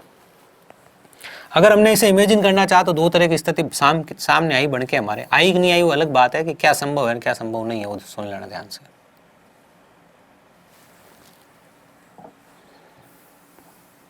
ये लीजिए, ऐसा हमने माना है कि दो डायग्राम इस तरह के में भी ऐसे हैं। ठीक है, चलिए एक भुजा 7 है, हमें पता है, एक भुजा 15 है। हम मानते हैं कि मान लो ये 7 है, माना आपने, है नहीं, हो नहीं सकता। ये 7 है और ये भी 7 है और तीसरी भुजा 15 है। या तो एक कंडीशन ये होगी, या फिर एक कंडीशन ये होगी, ये भुजा 15 है और ये भुजा 15 है और ये भुजा 7 होगी। भाई दो भुजाएं तो एक माप की है। समद्विबाहु त्रिभुज जिसकी समान हो दो भुजाएं, उसमें से एक भुजा 7 बता दी और एक भुजा 15 बता दी। हमें पता है दो भुजाएं समान है, तो या तो तीसरी भुजा क्या है 7 है, तब तो क्या हो गया मामला 7 7 15 ये वाला, और या तीसरी भुजा 15 है तो मामला क्या हो गया 7 15 15 हो गया। अब हमें सोचना है कि कौन सा मामला हो सकता है। कई बार ऐसी कंडीशन हो सकती है दोनों ही मामले हो सकते हैं। आज आपके सामने ये वाला मामला सेट नहीं हो सकता, ये कंडीशन नहीं हो सकती और ये कंडीशन हो सकती है। अगर ये कंडीशन हो सकती है तो 15 15 30 और 7 परिमाप पूछा है, परिमाप कितना हो जाएगा 37। उत्तर तो यहाँ आ गया। पर आप कहोगे सर ये क्यों नहीं हो सकता, ये क्यों नहीं हो सकता? तो त्रिभुज का एक बेसिक नियम, उसको ध्यान से पढ़ लीजिए। वैसे तो आप ज्यामिति में उसे बड़े अच्छे से पढ़ोगे, लेकिन यहाँ बात आ गई तो पढ़ लीजिए। क्या है? त्रिभुज की किन्हीं दो भुजाओं का योग, क्या बोला मैंने? त्रिभुज की किन्हीं दो भुजाओं का योग तीसरी भुजा से हमेशा ज्यादा होना चाहिए।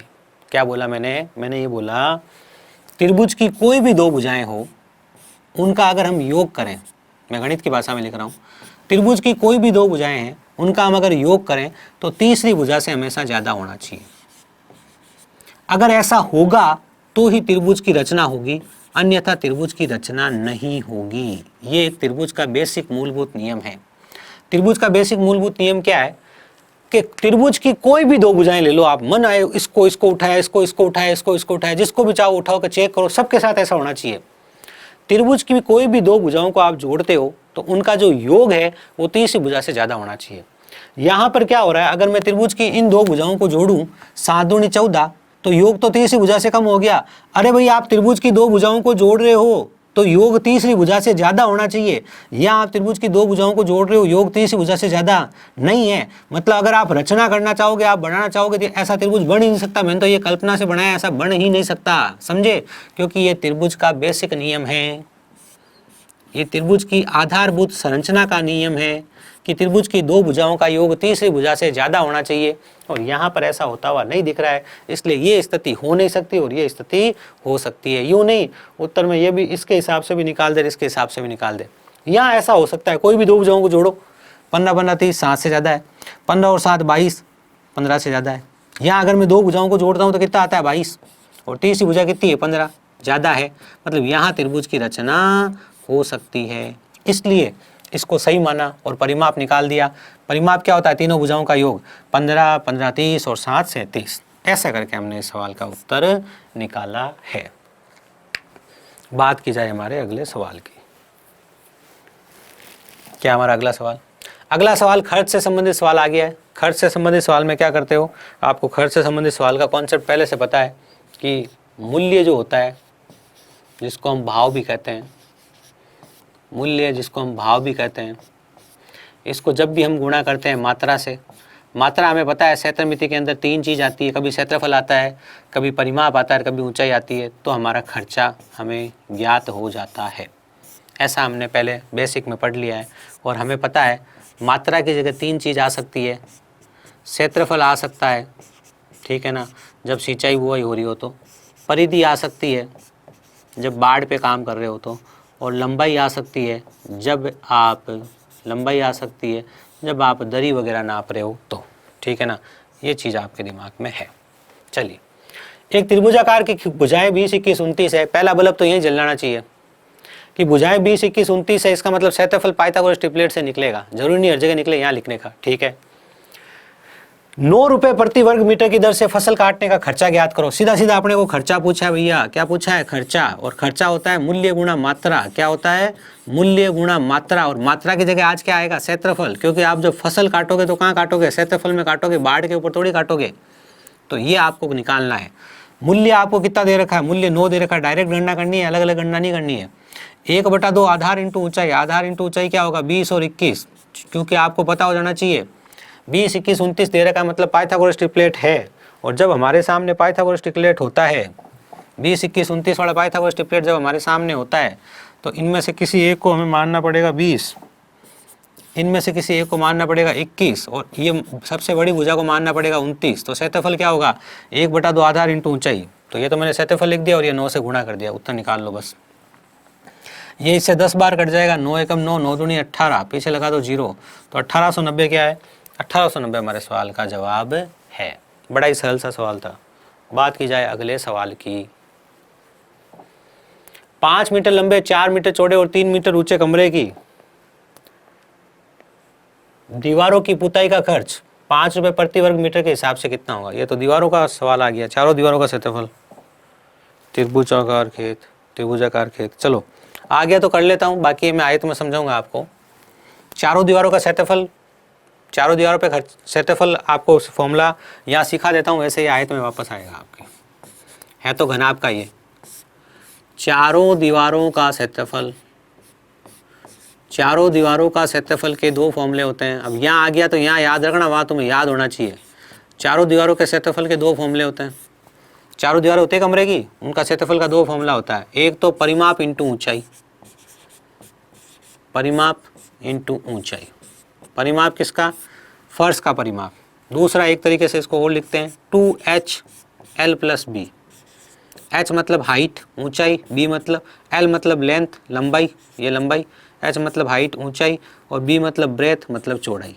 ये लीजिए, ये चारों दीवारों के क्षेत्रफल का फॉर्मूला है। इन चारों दीवारों पर आपको पुताई करनी है और आपको खर्चा पूछा है, ठीक है ना, खर्च पूछा है। और खर्च का फॉर्मूला अपने पास क्या होता है? मूल्य गुणा मात्रा। क्या होता है भैया? मूल्य गुणा मात्रा। मूल्य आज आप क्या लिखोगे? मूल्य की जगह आप आज 5 लिखोगे, और मात्रा की जगह चारों दीवारों का क्षेत्रफल लिखोगे 2HL + B। ये चारों दीवारों का क्षेत्रफल, ठीक है। 5 × 2H, ऊंचाई कितनी भैया? 3 मीटर ऊंचे, लंबाई प्लस चौड़ाई, लंबाई ये 5 और ये 4 कितना हो गया? 9, ठीक है। 9 × 27, 27 का 10 से गुणा करोगे तो 270, तो 270 रुपये आपका खर्चा आ जाएगा, ठीक है। तो सी ऑप्शन आपका बिल्कुल सही उत्तर है। ये एक्स्ट्रा क्वेश्चन में था। किस में था ये? एक्स्ट्रा क्वेश्चन में। RS अग्रवाल के जो एक्स्ट्रा क्वेश्चन है, अगर आपके पास थोड़ी सी पुरानी RS अग्रवाल है तो एक्स्ट्रा क्वेश्चन सबसे पीछे होंगे, उससे भी पुरानी है तो एक्स्ट्रा क्वेश्चन होंगे ही नहीं। कुछ इन्होंने एक्स्ट्रा क्वेश्चन जोड़े वो वाले, और एकदम नई है तो एक्स्ट्रा क्वेश्चन चैप्टर के जस्ट नीचे ही होंगे, उससे कोई ज़्यादा फर्क नहीं पड़ेगा। RS अग्रवाल के एक्स्ट्रा क्वेश्चन में फर्स्ट नंबर क्वेश्चन था ये आपके, हमने ले लिया ही। चलिए 2D में अगला सवाल, RS अग्रवाल का एग्जाम्पल नंबर 7। एक त्रिभुजाकार खेत है, उसकी भुजाएं 20, 21, 29 है। बात समझ आ जानी चाहिए, 20, 21, 29 है, इसका मतलब क्या हुआ? 20, 21, 29 होने का मतलब हुआ ये एक समकोण त्रिभुज है। ठीक है, इस खेत में 25 रुपये प्रति वर्ग मीटर की दर से फसल काटने का खर्चा बताओ। तो बात को ध्यान से सुन लेना, खर्च निकालना है और खर्च का फॉर्मूला होगा मूल्य गुणा मात्रा, और मात्रा की जगह आज क्या आएगा? मात्रा की जगह आ जाएगा क्षेत्रफल। मात्रा की जगह आज क्या आ जाएगा? क्षेत्रफल। ठीक है, मूल्य दे रखा 25 का, लिख दिया 25। ठीक है, और क्षेत्रफल क्या हो जाएगा? क्षेत्रफल हो जाएगा 1/2 आधार इंटू ऊंचाई 20 इंटू 21। अब ये तो पता होना चाहिए 20, 21, 29 में 29 तो आधार बनेगा नहीं, वो तो कर्ण है, इनमें से एक आधार बनेगा और एक ये बन जाएगा। ठीक है, अब आगे का काम कर लिया जाए, इससे काट लिया जाए 10 बार, 10 बार काट लिया। ठीक है, 25 और 21 तो 500, 25, 25, 525। ठीक है, 525 और 10 से गुणा करेंगे तो 0, 525 0, 525 0, ये आपका सी आंसर बिल्कुल सही उत्तर है। अगले सवाल की बात करी जाए, जो आपके त्रिभुज का फाइनल सवाल है। एक त्रिभुज का परिमाप है 450 मीटर, परिमाप 450 मीटर है, इसकी भुजाओं का अनुपात 5:12:13 है। तो 20 रुपये प्रति वर्ग मीटर की दर से फसल काटने का खर्चा ज्ञात करो। तो बात समझ गए आप? आपको पहले क्या काम करना पड़ेगा? 2 काम करने पड़ेंगे। पहला काम ये करना पड़ेगा कि माना इसकी एक भुजा 5 पी है। ठीक है,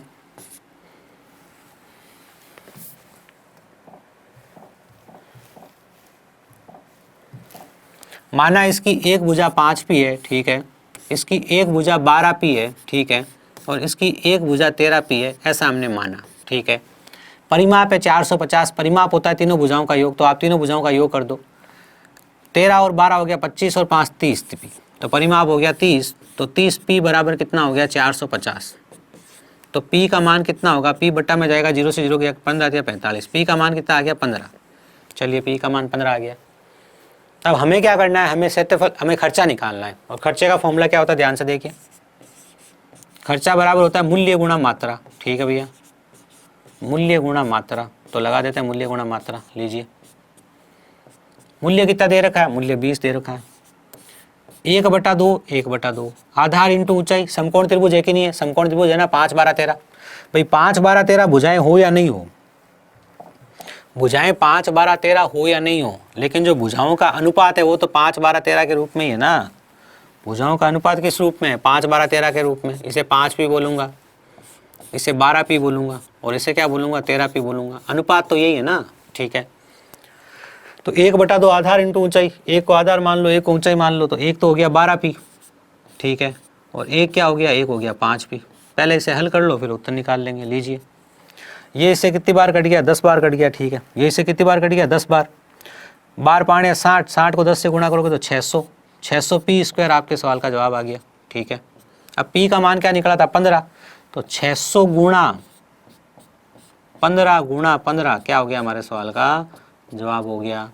15 गुणा 15 कितना होता है? 225, और 225 को आप 6 से गुणा करो, 200 को 6 से गुणा करो तो आ जाएगा 1200, और 25 को 6 से गुणा करो तो कितना आ जाएगा? 150।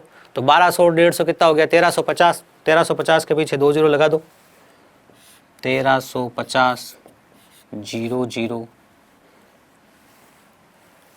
1350 0 0, ये आपके सवाल का जवाब है। उम्मीद कर रहा हूँ कटा नहीं होगा। ठीक है, 1350 0 0। वैसे सवाल का उत्तर तो पहले ही दिख गया था यहीं पे। कैसे? 15 छंग 90, भाई 15 छंग मतलब यही दिख गया, मतलब यहीं से दिखा था। 15 छंग 90, और 90 को 15 से गुणा करोगे तो 15 नम 135, तो 135 का गुणज, और 135 यहाँ मतलब 135 के पीछे 0 ही तो लगने हैं। 135 0 0 यहीं आपको लगा हुआ दिख रहा है। ये बात आप समझ गए होंगे। अब कई बच्चे यहाँ पर एक काम ये भी करते हैं कि देखो भाई, कोई बच्चा ये भी काम कर सकता था। बात को ध्यान से सुनना। क्या सर 5 पी, 12 पी और 13 पी, 30 पी हो गया। कितना हो गया? 30 पी।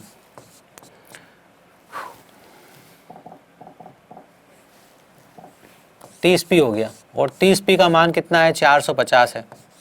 ठीक है, 0 से 0 कट गया, पी का मान 15 आ गया। ठीक है, अब 5 पी पहले ही निकाल लूँ कसर में, निकाल ले भैया। 5 पी पहले ही निकाल लिया उसने। 15 5, 5 इंटू 15, मन में करना हो, इतना लिखना मत करना। 15 5 75, मैं समझाने लिख रहा हूँ। 12 पी, तो 12 इंटू पी, पी का मान कितना हो गया? 15, तो 12 इंटू 15 कितना हो गया 180। उसने पहले ही निकाल लिया। फिर वो खर्च निकालने गया, कहा सर फिर मैं खर्च निकालने गया, यूं नहीं इसको गुणा करके क्षेत्रफल भी निकाल लो। तो खर्च निकालने गया तो क्या आया, खर्च निकालने गया तो खर्च हो गया 20 मूल्य इंटू मात्रा, मात्रा की जगह क्षेत्रफल, तो 1/2 आधार, ये आधार और ऊंचाई निकाली, 13 तो निकाला ही नहीं, इंटू 75 इंटू 180। अब आप समझ गए होंगे मैं कहना क्या चाहता हूँ। भाई मैं कहना ये चाहता हूँ इसमें गणना ज़्यादा हो रही है, ठीक है ना। 2 से 2 कट गया, ठीक है भैया। 18 इंटू 75 00, 18 इंटू 75 इंटू 00 मतलब 100। अब यहाँ पे भी दिमाग तो लगाओगे। 18 दूनी 36, 18 तिया 54, 54 इंटू 25, 54 इंटू 25 इंटू 100। कैसे, इसको क्या लिख सकते हो, 25 तिया 75 लिख सकते हो। हाँ, 3 को 18 से गुणा कर दिया, 18 तिया 54, इसको 25 से गुणा कर दो। 25 का गुणा कई बच्चे तो डायरेक्ट भी कर लेते हैं। कैसे, 25 चौके 100, 0 हासिल का 10, 25 पंजे 125 और 10 135 और 00, ये आंसर है। अब आप समझ गए होंगे यहाँ आप क्या हुआ, यहाँ गणना हुई। इसीलिए मैंने आपको क्या किया, मैं आपको शॉर्ट लेके गया थोड़ा सा, ठीक है ना। इसलिए मैंने आपको थोड़ी गणना कम करने के लिए मैंने क्या किया, मैंने ये काम किया कि भाई 5 भी, अब ये इसमें क्या काम मन में किया जा सकता है वो ध्यान से सोचो। 12 13 15 12 और 5 17 और 30, 30 पी 450 के बराबर है, तो पी का मान 15 होगा। क्षेत्रफल क्या होगा, 12 पंजे 60, 60 का आधा 30, 30 पी स्क्वायर क्षेत्रफल होगा, 30 पी स्क्वायर क्षेत्रफल होगा, उसको 20 से गुणा करना है। तो 30 पी स्क्वायर क्षेत्रफल होगा, उसको 20 से गुणा करना है। ऐसा अगर आप करते तो भी आपका सवाल हो जाता। कैसे, ध्यान से सुनना, सुनने में कोई खर्चा नहीं है ना, एक बार सुन लो, ठीक है। कबीरा इस दुनिया में भांति भांति के लोग, लीजिए। कहा सर एक है 5 पी, ठीक है, एक है 12 पी, ठीक है, और एक है 13 पी। यो डायरेक्ट कैसे करते हैं, 30 पी हो रहा है, ठीक है, 30 पी किसके बराबर है, 450 के बराबर, तो पी का मान कितना होगा, पी का मान 15 होगा। अब क्षेत्रफल मूल्य निकालना है, खर्चा निकालना है, तो मूल्य को क्षेत्रफल से गुणा करना पड़ेगा। क्या करना पड़ेगा, ये मूल्य और इसको क्षेत्रफल से गुणा करना पड़ेगा। वर्बल करने वाला कैसे करता है वो बता रहा हूँ मैं। ये मूल्य इसको क्षेत्रफल से गुणा करना पड़ेगा, ठीक है। क्षेत्रफल कितना होगा, 12 पंजे 60, 60 का आधा 30, तो 30 पी स्क्वायर क्षेत्रफल होगा, ठीक है। और मूल्य कितना है, 20 है, बस इनका गुणा कर दो। 3 दूनी 6, 00, 600, पी स्क्वायर की जगह 15 इंटू 15, 15 इंटू 15, पी का मान 15 आया ही है, हमें पता है, ये रहा। 15 छंग 90, 15 छंग 90 और 15 में 135, तो 135 00। ये सबसे शॉर्ट अप्रोच होती, वर्बली करने वाला, डायरेक्ट करने वाला, कम सोच के करने वाला बच्चा इस काम को ऐसे करने की कोशिश करता है। सब चीज़ें वहीं से आई है जहाँ से आपने सीखी है, ठीक है। तो उम्मीद करता हूँ आज जो आपने त्रिभुज पढ़ा है इसमें हमने RS अग्रवाल के त्रिभुज संबंधित सब सवाल ले लिए हैं। अब अगर कोई त्रिभुज संबंधित सवाल नहीं आया है तो या तो वो थोड़ा सा स्पेशल रहा होगा, तो मिक्स में आएगा, या फिर वो समीकरण वाले सवाल में आएगा, या वो HOT वाले सवाल में आएगा। मतलब इसी चैप्टर में आ जाएगा। हम RS अग्रवाल का कंप्लीट एक एक सवाल करने वाले हैं। उम्मीद करता हूँ सेशन उपयोगी रहा होगा। जल्दी मिलते हैं अगले सेशन में। धन्यवाद।